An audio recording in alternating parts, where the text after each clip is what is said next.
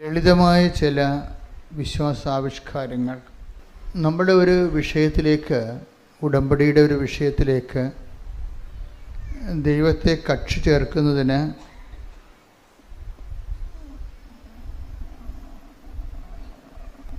സാധാരണ മനുഷ്യരുടെ ജീവിതത്തിലെ അവർക്ക് ദൈവം കൊടുക്കുന്ന ചില ലളിതമായ പരിഹാര മാർഗങ്ങളുണ്ട്. ഞാൻ ഈ ദിവസങ്ങളിൽ കേട്ടൊരു സാക്ഷ്യത്തിൽ നിന്നാണ് എനിക്കത് മനസ്സിലായത് കൂടുതൽ. അതായത് ഈ ദിവസങ്ങളിലെ സാക്ഷ്യങ്ങൾ ലളിതമായ സാക്ഷ്യമാണ്. നിങ്ങൾക്ക് ചിലർക്ക് അതത്ര വലിയ സാക്ഷ്യമാണെന്ന് തോന്നത്തില്ല, പക്ഷെ വലിയ സാക്ഷ്യമാണത് കേൾക്കുമ്പോൾ. അതായത് ഒരു വ്യക്തിക്ക് അറബി രാജ്യത്ത് ജോലി നഷ്ടപ്പെടുന്നതാണ്. അപ്പോൾ ജോലി നഷ്ടപ്പെട്ട് കഴിഞ്ഞാൽ നിങ്ങൾക്കറിയാമല്ലോ, ഭൗതികമായി നമ്മളെല്ലാം ആശ്രയിച്ചിരിക്കുന്നത് ജോലിയിലാണ്. വരുമാന മാർഗം തീർന്നാൽ അതിൻ്റെ ഒപ്പം പല കാര്യങ്ങളും തീരും. അപ്പോൾ അത്ര നിസ്സാര കാര്യമില്ല ജോലി എന്ന് പറയണത്. ഉടമ്പടിയിൽ ജോലി ഒരു പ്രധാനപ്പെട്ട സബ്ജക്റ്റാണ്. മനുഷ്യൻ്റെ എല്ലാ വിഷയങ്ങളും, ജീവിത പ്രാരാബ്ധങ്ങൾ ഒക്കെ ഉടമ്പടി വളരെ സുന്ദരമായിട്ട് കൈകാര്യം ചെയ്യുന്നത് കാണാം.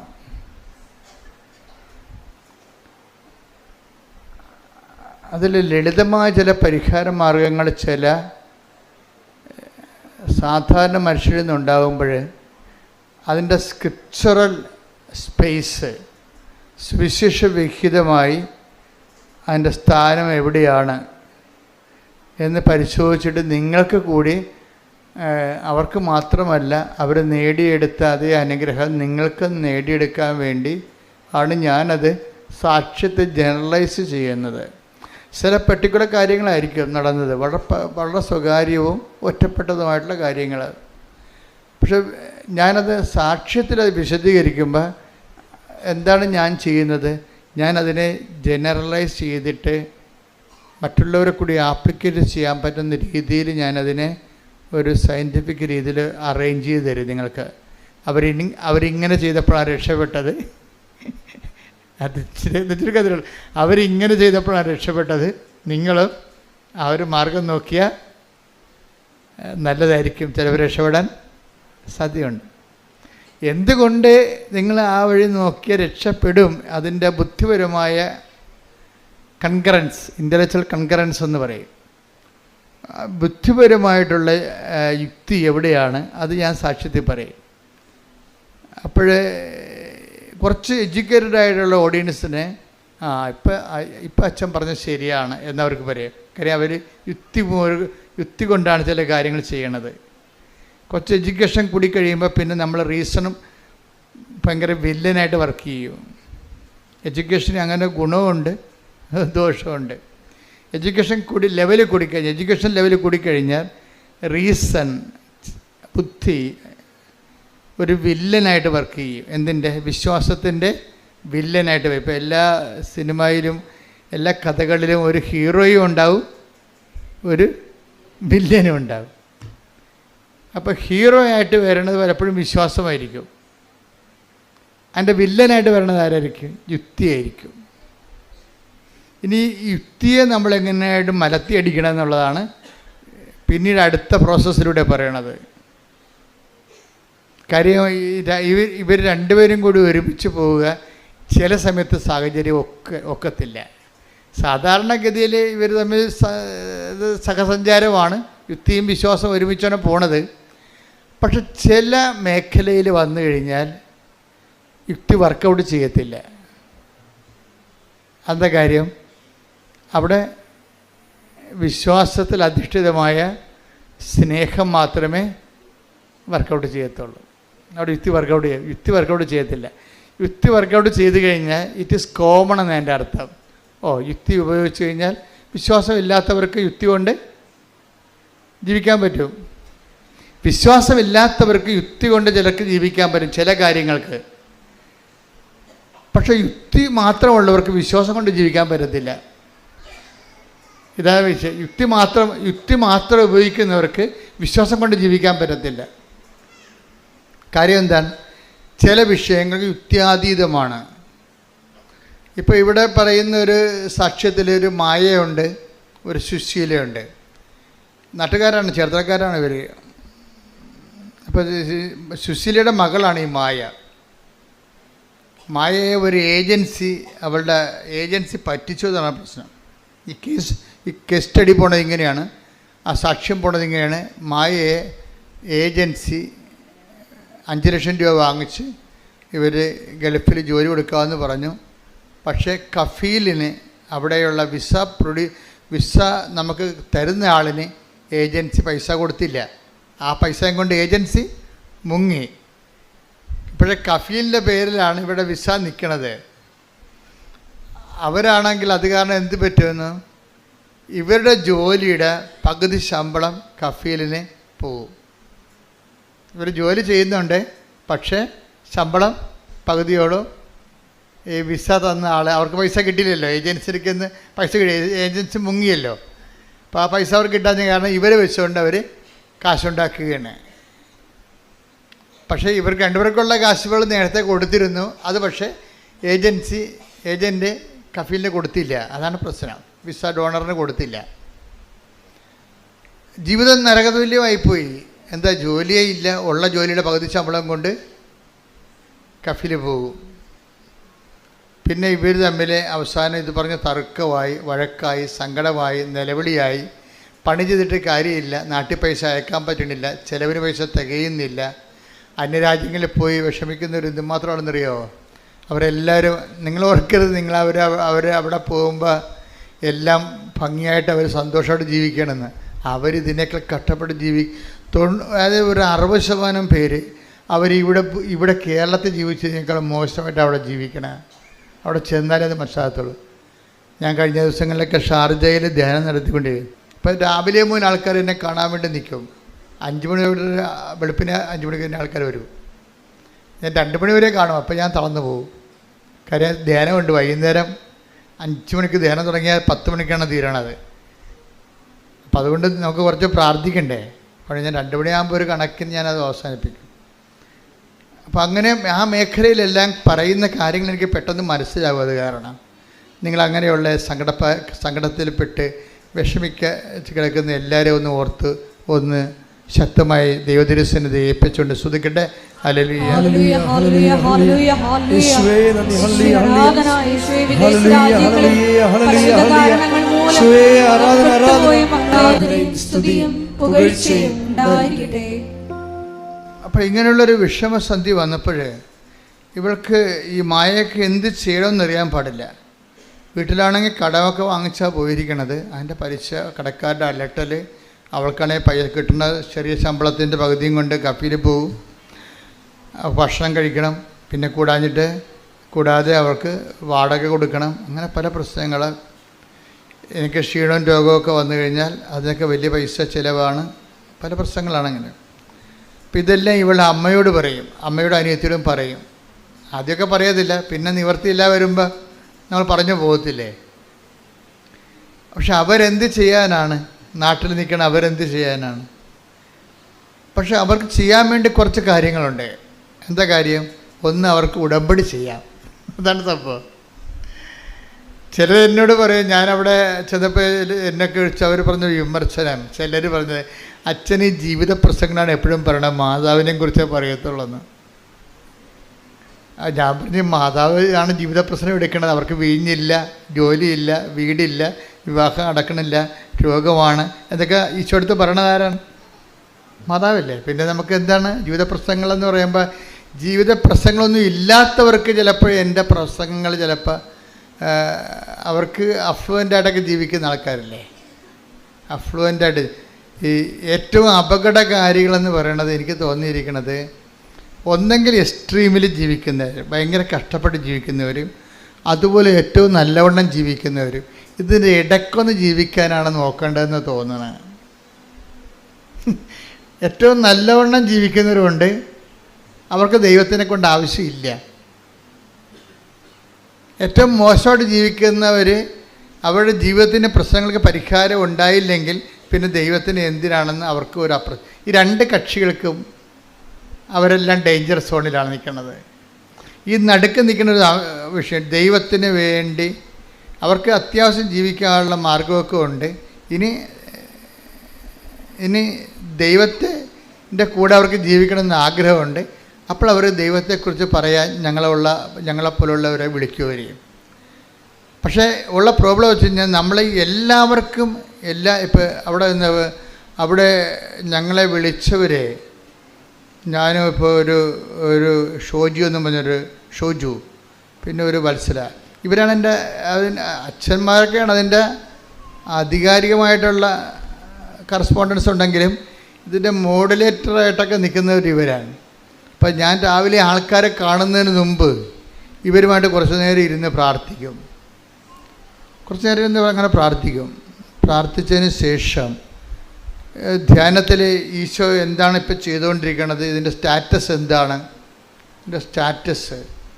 എന്താണെന്ന് നോക്കാൻ, സ്ഥിതി എന്താണ്, ധ്യാനത്തിൻ്റെ സ്ഥിതി, ഇത് ധ്യാനം നന്നായിട്ട് വേണം പോകുന്നത്, അതോ ധ്യാനത്തിൻ്റെ അകത്ത് വല്ലതും കറക്ഷനുണ്ടോ, കർത്താവിന് എന്തെങ്കിലും കാര്യങ്ങൾ ഇതിൻ്റെ അകത്ത് കൂട്ടിച്ചേർക്കാനോ അത് കറക്റ്റ് ചെയ്യാനോ ഉണ്ടോ എന്നറിയാൻ വേണ്ടി ഞാൻ എപ്പോഴും അപ്പോഴും മാത്രമല്ല, ഞാൻ എപ്പോഴും ഇങ്ങനെ ഒരുവിധം പ്രാർത്ഥിക്കാൻ ദൗത്യമുള്ളവർ, ഈ ദൗത്യമുള്ളവർക്കുള്ള പ്രശ്നം എന്താണെന്നറിയാമോ? ദൗത്യമുള്ളവർക്ക് കൃപയുണ്ടാകും. അതുകൊണ്ട് ഞാൻ ദൗത്യമുള്ളവർ, ചുമ്മാ പ്രാർത്ഥന മാത്രമുള്ളവർ ഞാൻ അക്സെപ്റ്റ് ചെയ്യത്തില്ല. കാര്യം അത് പ്രാർത്ഥന മാത്രമുള്ളവർക്ക് അനുഗ്രഹം ഉണ്ടാവും, പക്ഷേ ദൗത്യമുള്ളവർക്ക് കൃപയുണ്ടാവും. അതുകൊണ്ടാണ് ഈ പൗരസഭ ഇപ്പോൾ ഒന്ന് കോറിന്തോസ് 15 എടുത്തേ മോനെ, 15:10 എടുത്തേ. 1 കോറിന്തോസ് 15:10. 1 കോറിന്തോസ് 15:10. ഞാൻ എന്തായിരിക്കുന്നുവോ അത് ദൈവകൃപയാലാണ്. എൻ്റെ മേൽ ദൈവം ചൊരിഞ്ഞ കൃപ നിഷ്ഫലമായി പോയിട്ടില്ല. നേരെ മറിച്ച് മറ്റെല്ലാവരെയുംക്കാൾ അധികം ഞാൻ അധ്വാനിച്ചു. എന്നാൽ ഞാനല്ല, എന്നിലുള്ള ദൈവകൃപയാണ് അധ്വാനിച്ചത്. Praise the Lord. അപ്പോൾ ഈ അധ്വാനിക്കുന്നവർക്കാണ് കൃപയുള്ളത്. അത് ഈ ഉടമ്പടിയിൽ ഇത്രയും പവറായിട്ട് കത്തിക്കാൻ കാര്യം ഇതിൻ്റെ അകത്ത് അധ്വാനമുണ്ട്. അല്ലാതെ പ്രാർത്ഥന മാത്രം, ചുണ്ടിൻ്റെ അധ്വാനം മാത്രമല്ല ഉള്ളത്. നിങ്ങൾക്ക് ആധ്യാത്മിക പാപ്പരത്വം സംഭവിക്കുന്നത് നിങ്ങൾക്ക് ചുണ്ടിൻ്റെ അധ്വാനം മാത്രം ഉണ്ടായി. കർണക്കൊന്ത 33 പ്രാവശ്യം ഇല്ലേ, വിശ്വാസ പ്രമാണം 45 പ്രാവശ്യം, ചുണ്ടിൻ്റെ അധ്വാനം മാത്രമേ ഉള്ളൂ. ഇത് അധ്വാനമായിട്ട് ദൈവം കണക്കാക്കണില്ല. ചുണ്ട് അധ്വാനിക്കാൻ തന്നിരിക്കണമല്ല, കൈയും കാലമാണ് അധ്വാനിക്കാൻ തന്നിരിക്കണേ.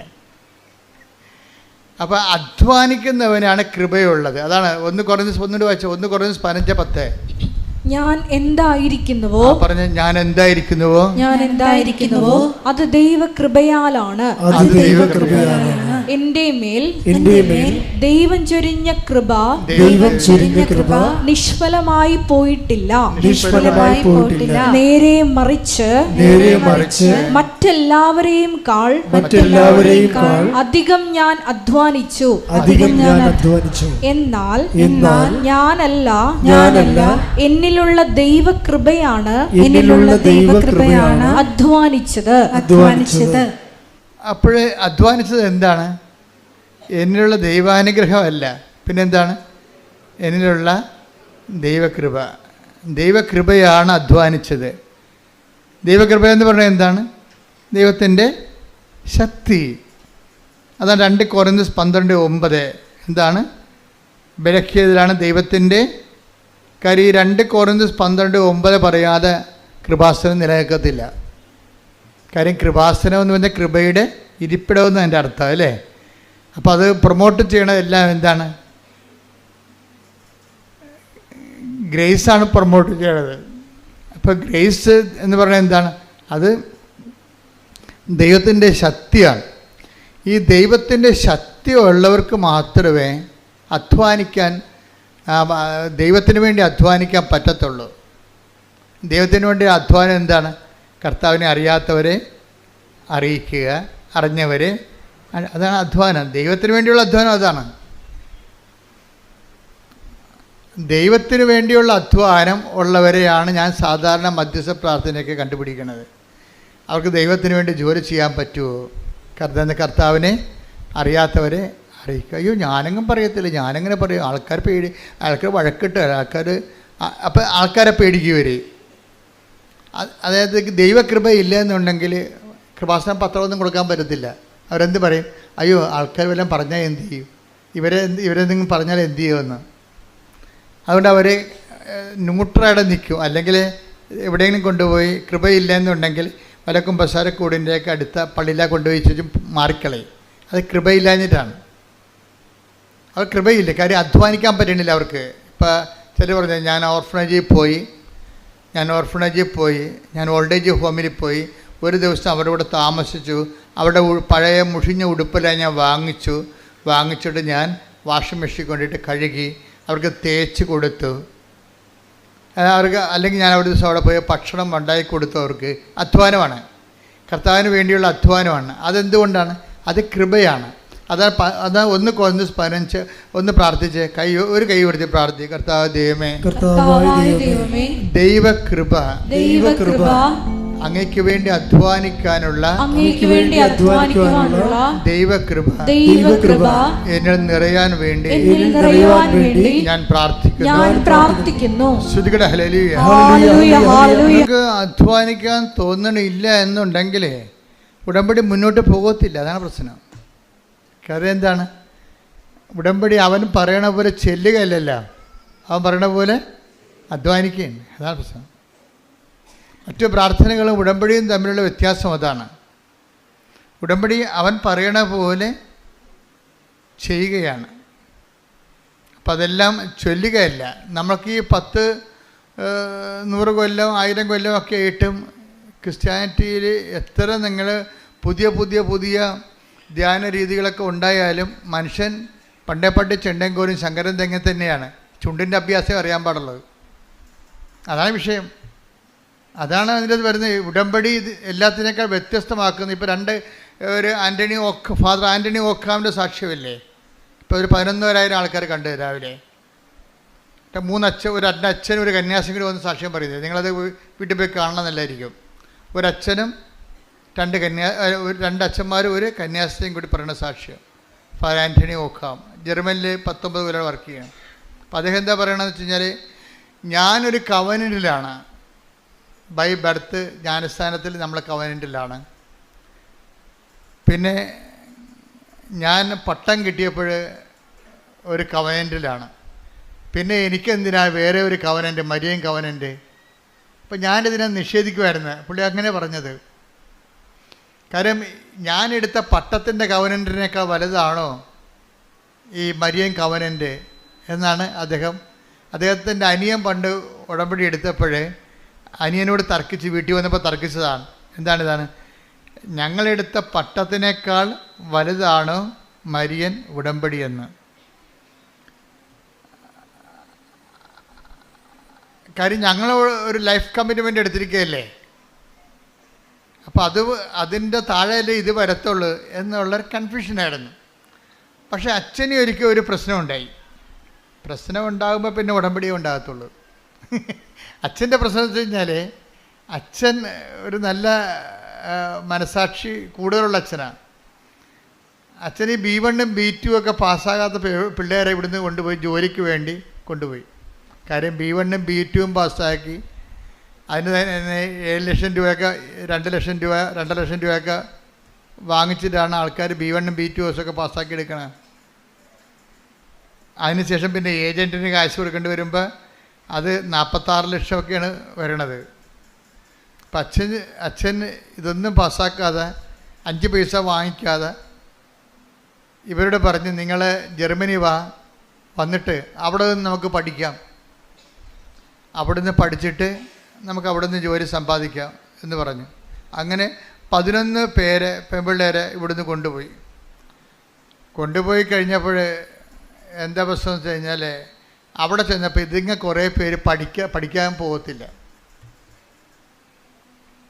കുറച്ച് പേര് ജോലി ചെയ്യാനും പോകത്തില്ല. പിന്നെ എന്തു ചെയ്യും? പഠിക്കാനോ പോകത്തില്ല, ജോലി ചെയ്യാനും പോകത്തില്ല. പിന്നെ എന്തു ചെയ്യും? വലിയൊരു ജലന് കൊടുക്കേണ്ടി വരികയല്ലേ. അപ്പോൾ വലിയ ഭാരമായി. അപ്പോൾ സൈകെട്ട 1-2 എണ്ണത്തിന് അച്ഛൻ തിരിച്ചു വിട്ട്. കാര്യം അവർ മുന്നോട്ട് കൊണ്ടുപോകാൻ പറ്റണില്ല. പക്ഷേ ഈ ആൾക്കാർ തിരിച്ച് വന്ന് നാട്ടിൽ വന്നേച്ചും തിരിച്ച് സ്വന്തം വിസയിൽ അവിടെ വിസ ഉണ്ടായിരുന്നില്ല, ആ വിസയിൽ അവിടെ തിരിച്ച് വന്നിട്ട് അച്ഛനെതിരെ കേസ് കൊടുത്തത്. കേസെന്ന് പറഞ്ഞു കഴിഞ്ഞാൽ നമുക്ക് അത്ര പബ്ലിക്കായിട്ട് പറയാൻ കൊള്ളാത്ത കേസ്. അച്ഛൻ പെട്ട്. അച്ഛൻ പറയണ, ഞാൻ നോൻപ് കാലത്ത് തന്നെ കേസ് വന്നത്, എനിക്ക് ആരും ആശ്രയം, ഞാൻ കുരിശുരൂപം പിടിച്ച് കെട്ടിത്തൂങ്ങി കരഞ്ഞ്, എൻ്റെ മുറിയിലൊരു കുരിശുരൂപമുണ്ട്, ആ കുരിശുരൂപത്തെ കെട്ടി ഞാൻ കിടന്ന് കരകിയിരുന്നു. എന്താ കാര്യം വെച്ച് കഴിഞ്ഞാൽ ഈ കേസ് ഹോസ്പിറ്റലുകാരെടുത്തിട്ട് ഈ പൈസ വാങ്ങിക്കാതെ കൊണ്ടുപോയി ഫ്രീ ആയിട്ട് പാവത്തങ്ങളെ പഠിപ്പിക്കണ ആ പ്രോജക്റ്റ് തന്നെ അവർ കട്ട് ചെയ്യാൻ പോകുന്നു. അപ്പം മൊത്തം ഇറങ്ങിപ്പോരേണ്ടി വരും, പോയ പോലെ തന്നെ എല്ലാം വരേണ്ടി വരും. അങ്ങനെയുള്ള ജീവിതത്തിൽ ഏറ്റവും ചങ്ക് കണ്ടിക്കുന്ന ഒരു പ്രശ്നമാണ്. അപ്പം നമുക്കൊക്കെ സ്വന്തമായിട്ട് സംഭവിക്കുമ്പോൾ മാത്രമേ ഇതിൻ്റെ ഊത്തലറിയത്തുള്ളൂ, അത്രയും വിഷമമായി. അപ്പോൾ അച്ഛൻ എപ്പോഴും സംസാരിക്കണ എന്തെങ്കിലും വിഷയങ്ങളുണ്ടെങ്കിൽ സംസാരിക്കണ ഒരു സിസ്റ്ററുണ്ട്. സിസ്റ്റർ പറഞ്ഞ്, സിസ്റ്റർ ഇതാണ് വിഷയമെന്ന് പറഞ്ഞു. അപ്പോൾ സിസ്റ്റർ എടുത്ത വായിക്കും പറഞ്ഞ്, അച്ഛനെ ഉടമ്പടി എടുത്ത് രക്ഷപ്പെടുമെന്ന്, മാതാവ് രക്ഷപ്പെടുത്തുമെന്ന് പറഞ്ഞു. അപ്പോൾ എന്ത്, ഈ ഭൂമിയിലെ എല്ലാ അതിർത്തികളിലും തന്നെ മാതാവിൻ്റെ ആൾക്കാരെ വെച്ചിട്ടുണ്ട്. കാര്യം ഇത് കൃപാസനത്തിൻ്റെയോ ഈ ധ്യാനകേന്ദ്രത്തിൻ്റെയോ ഒരു വിഷയമല്ല. ഇതാരുടെ വിഷയമാണ്? ഇത് ദേവപിതാവിൻ്റെ വിഷയമാണ്. കാര്യം ഞാൻ പറഞ്ഞിട്ട് അല്ലല്ല അമ്മ പ്രത്യക്ഷപ്പെട്ടത്. ദുരന്തമുണ്ടാകാൻ പോണ് പ്രാർത്ഥിക്കണമെന്ന് ദൈവം എടുത്ത ഒരു തീരുമാനത്തിന് എന്നെക്കൂടി സാക്ഷിയാക്കിയെന്നേ ഉള്ളൂ. അതിൻ്റെ കാരണങ്ങളുള്ളത് വെച്ചാൽ ഞാൻ വർഷങ്ങളായിട്ട് കർത്താവിൻ്റെ കൂടെ നടക്കണത് കൊണ്ട് കർത്താവ് എനിക്ക് തന്ന ഒരു യോഗ്യതയാണ്, കർത്താവ് കണ്ടെത്തിയൊരു യോഗ്യതയാണ്. പക്ഷെ അതിലൂടെ ദൈവം ആരാണ്? ദൈവം ദൈവത്തിൻ്റെ ജോലിയാണ് ചെയ്യണത്. കൃപാസനത്തിന് അന്ന് ദൈവം അതിൻ്റെ അകത്തൊരു മീൻസാക്കി എടുത്തതേ ഉള്ളൂ. ദൈവത്തിൻ്റെ ജോലിയാണ് ചെയ്യണത്. ഈ ദുരന്തം ഉണ്ടാകാൻ പോണ് പ്രാർത്ഥിക്കണം എന്ന് പറയണത് ഈ ഉടമ്പടി എടുത്തുകൊണ്ടിരിക്കുന്നവരുടെ മാത്രം വിഷയമല്ല, അത് ഈ ലോകത്തിൻ്റെ മൊത്തം വിഷയങ്ങളാണ്. അത് സഭ അറിഞ്ഞ് സഭ ഇത് പൊതുവായിട്ട് ഈ പ്രത്യക്ഷീകരണത്തെക്കുറിച്ച് പഠിച്ച് എന്താണ് അതിൻ്റെ സന്ദേശം കൈമാറുന്നത്, ലോകം മുഴുവനും പ്രചരിക്കണതും. ഇപ്പോൾ തന്നെ ഈ ദൈവത്തിൻ്റെ ജോലികൾ മനോഹരമായിട്ട് ചെയ്യുന്നുണ്ട്. കാര്യം പരിശുദ്ധ പിതാവാണ് ഇത് പറയണമെന്നുണ്ടെങ്കിലും അവസാനം പരിശുദ്ധ പിതാവാണല്ലോ ഈ പ്രത്യക്ഷീകരണത്തെക്കുറിച്ച് പഠിച്ച് പറയേണ്ടത്. എന്നാലും കത്തോലിക്കരല്ലേ കേൾക്കത്തുള്ളൂ, അതല്ലേ വിഷയം. ഇപ്പം തന്നെ ഇവിടെ വരുന്നത് ആരാണ്? ഹിന്ദുസ് വരുന്നുണ്ട്, ഇവിടേക്ക് മുസ്ലിംസ് വരുന്നുണ്ട്, CSIക്കാർ വരുന്നുണ്ട്. അപ്പോഴെന്ന് വെച്ച് കഴിഞ്ഞാൽ ദൈവത്തിൻ്റെ ജോലി ചെയ്യുന്നുണ്ട് ഇപ്പം തന്നെ. എന്ന് വെച്ചാൽ എല്ലാ മനുഷ്യരെയും ആണ് ദുരന്തം ബാധിക്കാൻ പോണത്. അത് ക്ലൈമറ്റ് ചേഞ്ച് ആയാലും ശരി, മറ്റു തരത്തിലുള്ള ദുരന്തമായാലും ശരി. ദുരന്തം ജാതി മതം നോക്കിയിട്ടാണ് ദുരന്തം വരണത്? അല്ല, അതെല്ലാം എല്ലാ മനുഷ്യരും എന്തെങ്കിലും വന്നാൽ എല്ലാ മനുഷ്യരും അനുഭവിക്കേണ്ടി വരും. അപ്പം അതുകൊണ്ട് തന്നെ ദൈവം കൃപാസനത്തിലൂടെ എല്ലാ മനുഷ്യരെയുമാണ് വെൽക്കം ചെയ്യണത്. എന്താണ്? നിങ്ങൾ ഈ വിഷയത്തിൻ്റെ ഒരു ഭാഗമാകണം. നിങ്ങൾ ഈ വിഷയത്തിലൊരു ദൈവാനുഭവം ഉണ്ട്. ആ ദൈവാനുഭവം നിങ്ങൾക്ക് കിട്ടിക്കഴിയുമ്പോൾ നിങ്ങളിതിൻ്റെ പ്രയോക്താക്കളാകും. അങ്ങനെ ദൈവത്തിൻ്റെ തിരുമനസ് കൈമാറ്റം നടക്കണം. അപ്പം നിങ്ങൾ ഇതിൻ്റെ അകത്ത് ഒരു കുറിഞ്ഞ് മരുന്ന് ഇരിക്കുന്ന സ്ഥലമെന്ന് പറയണത് ദൈവത്തിൻ്റെ തിരുമനസ് നമ്മൾ മറ്റുള്ളവരെ അറിയിക്കുക എന്നുള്ളതാണ്. അതാദ്യമേ നിങ്ങൾ ചെയ്ത ഉടമ്പടി പെട്ടെന്ന് ലൈവാകും. നിങ്ങൾക്ക് അച്ഛൻ പറഞ്ഞാൽ മനസ്സിലാകുന്നുണ്ടോ? ഇതിനകത്തുള്ള ദൈവികമായ രഹസ്യമായ അജണ്ട എന്താണ്? രഹസ്യകാര്യ പരിപാടി എന്താണ്? അതായത് ഈ ദുരന്തം ഉണ്ടാകാൻ പോണ് പ്രാർത്ഥിക്കണമെന്ന് പറഞ്ഞ് ആ ദൈവത്തിൻ്റെ ദുരന്തത്തെ കണ്ടറിഞ്ഞ് പ്രാർത്ഥിക്കാനുള്ള പ്രാർത്ഥനാ സൈന്യങ്ങളുടെ എണ്ണം ജാതി മതത്തിൻ്റെ അപ്പുറത്തേക്ക് എല്ലാ മനുഷ്യരിലേക്ക് സന്ദേശം കൈമാറണം. ഈ സന്ദേശം കൈമാറിക്കൊണ്ട് അവരവർ കർത്താവെ ഈ ദുരന്തം ഉണ്ടാകാൻ പോകുന്നു പ്രാർത്ഥിക്കണമെന്ന് പറഞ്ഞതിൻ്റെ ഭാഗമായിട്ട് എൻ്റെ പ്രാർത്ഥനകൾ അങ്ങ് സ്വീകരിച്ചുകൊണ്ട് ഈ ലോകത്തിൽ സംഭവിക്കാൻ പോകുന്ന വിപത്തുകളിൽ നിന്ന്, ഒരു വ്യക്തികൾക്ക് സംഭവിക്കാൻ പോകുന്ന വിപത്തുകളിൽ നിന്ന് അങ്ങ് ഈ പ്രാർത്ഥനയുടെ ഫലമായി മോചിക്കണമേ എന്ന് പ്രാർത്ഥിക്കുമ്പോൾ ദൈവത്തിൻ്റെ രക്ഷാകര നടപടികളിൽ നമ്മൾ ഒരു കണ്ണിയായിട്ട് മാറുകയാണ്. ഇത് ആദ്യമേ ചെയ്ത പ്രശ്നം തീർന്നു. നിങ്ങൾ IATS പാസ്സാകട്ടെ, എനിക്ക് ജോലി കിട്ടട്ടെ, എന്നിട്ട് ഞാൻ ദൈവത്തിൻ്റെ ജോലി ചെയ്യാമെന്ന് പറഞ്ഞു. നിങ്ങൾക്ക് 90% ആൾക്കാർ വിഡ്ഢികളാണ്, ഉടമ്പടി എടുത്തിരിക്കണവർ. എന്നുവെച്ചാൽ അവർ ചിന്തിക്കണത് എൻ്റെ കാര്യവും നടക്കട്ടെ, അത് കഴിഞ്ഞിട്ട് ഞാൻ ദൈവത്തിൻ്റെ കാര്യങ്ങൾ ചെയ്യാം. അങ്ങനെയല്ല ഇത് ആദ്യമേ തന്നെ ഉടമ്പടിയിലാകുമ്പോൾ തന്നെ എന്തിനാണ് ഉടമ്പടിയിലാകണത്? ദൈവത്തിൻ്റെ കാര്യം ചെയ്തോളാമെന്നാണ് പറഞ്ഞത്. അവൻ പറയണ പോലെ ചെയ്തോളാമെന്നാണ് പറയണത്. അവൻ പറയണ പോലെ തന്നെ എല്ലാ വിശ്വാസത്തോടെയും ദൈവസ്നേഹത്തോടെയും ഒക്കെ സന്തോഷത്തോടെ അങ്ങനെ ചെയ്യേണ്ടത്. ഇപ്പം പലർക്കും ചെയ്ത്തുകാരുടെ എണ്ണം കൂടുതലാണ്, എല്ലാവരും ഒക്കെ ചെയ്യുന്നുണ്ട്, പക്ഷേ സന്തോഷത്തോടെയാണോ? അതാണ് വിഷയം. അവിടെയാണ് അത് വിഷയമാണ്. ചെയ്യാം അളിഞ്ഞ മോന്തമായിട്ടാണ് പല ആൾക്കാരും ഓരോ കാര്യം ചെയ്തു കൂട്ടണത്. എനിക്കിത് കാണുന്നത് ദേഷ്യമാണ്. ഈ ആൾക്കാർ ചെയ്ത് കൂട്ടുന്ന കാര്യങ്ങൾ അറിയാൻ പാടില്ലാതെ ഓരോ കാര്യം ചെയ്യും. ഇനി 18 പത്ര, ഇനി 8 എണ്ണം ഉണ്ട്, ഇത് ആർക്ക് കൊണ്ട് ചെലുത്താൻ, അവൻ്റെ മോന്ത അളിഞ്ഞിരിക്കണം കണ്ടില്ലേ? ഇതാ വിഷയം. ഇതെങ്ങനെയല്ല ചെയ്യേണ്ടത്. ശരിക്കും പറഞ്ഞാൽ ദൈവത്തിൻ്റെ വിഷയമായിട്ട് ചെയ്യുമ്പോൾ നിങ്ങൾ സന്തോഷത്തോടെ അവൻ പോയി ഒരു രത്നം കണ്ടെത്തി കഴിഞ്ഞാൽ, ദൈവരാജ്യത്തെക്കുറിച്ച് എന്താ ഈശോ പറയണത്? ഒരു രത്നം കണ്ടെത്തി കഴിഞ്ഞാൽ take the bread of God. Mathai 13:44. Mathai 13:44. സ്വർഗരാജ്യം, ദൈവരാജ്യം വയലിൽ ഒളിച്ചു വെച്ചിരിക്കുന്ന നിധിക്ക് തുല്യമാണ്. അത് കണ്ടെത്തുന്നവൻ അത് മറച്ചു വെക്കുകയും സന്തോഷത്തോടെ പോയി തനിക്കുള്ളതെല്ലാം വിറ്റ്. അപ്പൊ നമുക്ക് കുറച്ച് നഷ്ടം വരും, മനസ്സിലായില്ലേ? സമയ നഷ്ടം വരും, സാമ്പത്തിക നഷ്ടം വരും, മറ്റുള്ളവരുടെ വായിരിക്കണം കേൾക്കണം. കുറച്ച് നിങ്ങൾ ഓർക്കരുത് ലാഭം വരുമെന്ന് പറഞ്ഞ് പഠിക്കിറങ്ങരുത്. നിങ്ങൾ കർത്താവിനാണോ ഇതുവഴി നിങ്ങളെ ജോലി ചെയ്യാൻ ഉദ്ദേശിക്കുന്നുണ്ടെങ്കിൽ നഷ്ടമുള്ള കാര്യം ഉറപ്പാണ്. ആദ്യമേ എന്താ, നമ്മുടെ സമയം പോകും. നമ്മൾ വീട്ടിലില്ലാത്ത കാരണം വീട്ടിലുള്ളതിന് സമയത്ത് കാപ്പി കിട്ടില്ലെങ്കിൽ അമ്മ എവിടെ പോയി? ഞാൻ പത്രം കൊടുക്കാൻ പോയി. മണ്ണം കെട്ട ആ വെരുക് നിങ്ങളുടെ കഴുത്തേക്ക് കയറിയിരിക്കും. എന്താ കാര്യം? നിങ്ങൾ സമയാസമയങ്ങൾ നിന്നിട്ട് കാപ്പി അന്നത്തിൽ കൊടുത്തിട്ടില്ലേ? അങ്ങനെ പഠിപ്പിച്ച് വെച്ചിട്ടാണേ. വേണേ മര്യാദക്ക് ഉണ്ടാക്കി കുടിക്കടാന്ന് പറഞ്ഞതെങ്കിൽ പ്രശ്നം തീർന്നേനെ. മര്യാദക്ക് ഉണ്ടാക്കി കുടിക്കടാ, ഞാൻ പത്രം കൊടുക്കാൻ പോകണമെന്ന് പറയാനുള്ള കമാൻഡ് അമ്മ കളഞ്ഞേ. അമ്മ പഞ്ചപുച്ഛം വെച്ച് ഒച്ചാനിച്ച് ഇവൻ പറയണ ഇഡ്ഡലി വേണ്ട ഇഡ്ഡലി. അപ്പോൾ പറയാം എനിക്ക് ഇഡ്ഡലി വേണ്ട, എനിക്ക് ദോശ മതിയെന്ന് പറയും. മനുഷ്യൻ്റെ വായി കുത്തിക്കയറ്റിട്ട് പോടാ, അല്ല വീട്ടിൽ എറിഞ്ഞിട്ട് പോടാന്ന് പറയണം. അങ്ങനെ പറയാനുള്ള ചങ്കൂറ്റം ഉണ്ടെങ്കിൽ മര്യാദക്ക് ഉള്ളതുകൊണ്ട് കഴിക്കും. ഇത് ഒരിടത്തും ഒതുങ്ങണില്ലല്ല. പിള്ളേർ ഒതുങ്ങണ്ട. പിള്ളേരുടെ ബലിയാണല്ലേ മാതാപിതാക്കന്മാരെ പലരും. ഒരുത്തിന് ദോശ, മറ്റേ അപ്പം പുട്ട് മതി. അപ്പോൾ പിന്നെ പുട്ട് കുത്താൻ നടക്കണം, പിന്നെ ദോശ ഉണ്ടാക്കാൻ നടക്കണം. ഇതെല്ലാം കൊണ്ടൊരു അമ്മയുണ്ട്. നിങ്ങളിങ്ങനെ ആക്കിയതാണേ, നിങ്ങളിങ്ങനെ ആക്കിയെടുത്തതാണ്. അതുകൊണ്ടാണ് ഇന്ന് നിങ്ങൾക്ക് ചില ആൺപിള്ളേരുമായിട്ട് അമ്മമാർ വരും എൻ്റെ അടുത്ത്. അപ്പോൾ ഞാൻ പറഞ്ഞു എത്ര പിള്ളേരുണ്ട്? 3 പിള്ളേരുണ്ട്. എത്ര ആൺപിള്ളേരുണ്ട്? ആൺപിള്ളേരാണ് എല്ലാവരും. ഞാൻ പറഞ്ഞു എല്ലാം വന്നിട്ടുണ്ടോ ഇവിടെ?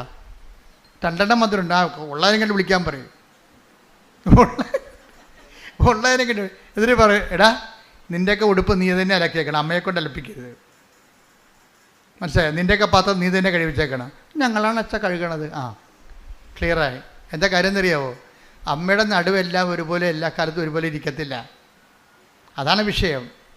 അമ്മ ക്ഷീണിച്ചുകൊണ്ടിരിക്കുകയല്ലേ, നന്നായിക്കൊണ്ടിരിക്കുകയാണ് അല്ലല്ലോ, ക്ഷീണിച്ചുകൊണ്ടിരിക്കുകയല്ലേ.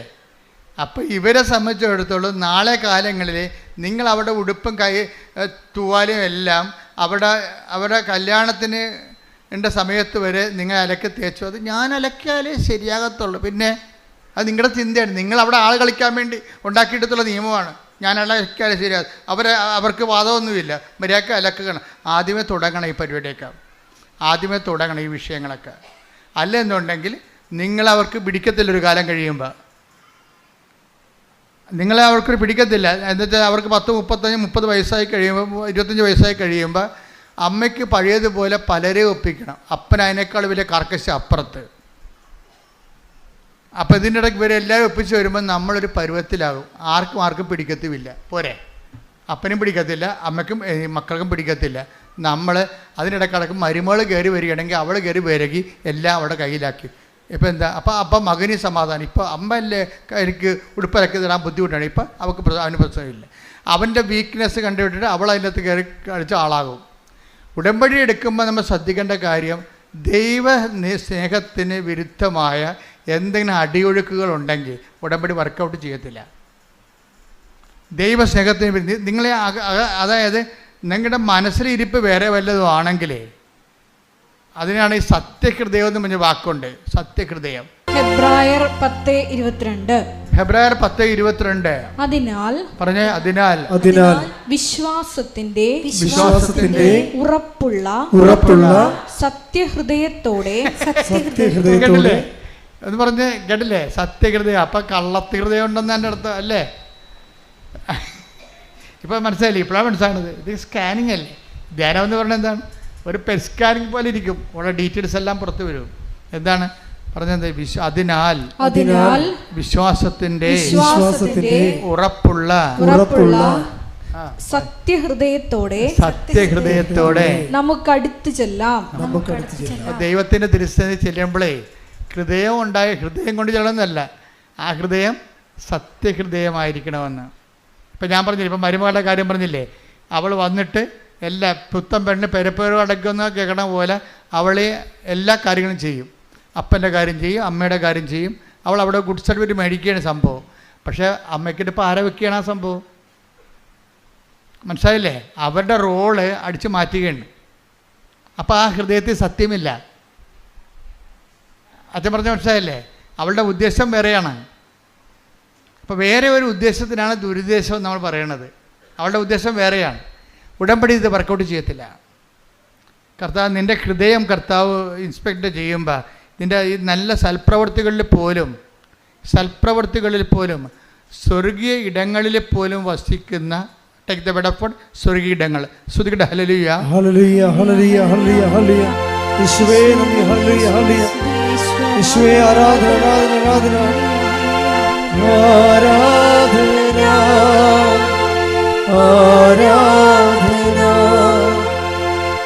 ആരാധന ആരാധന. കൈകൾ വീശിക്കൊണ്ട് ആരാധന ആരാധന ആരാധന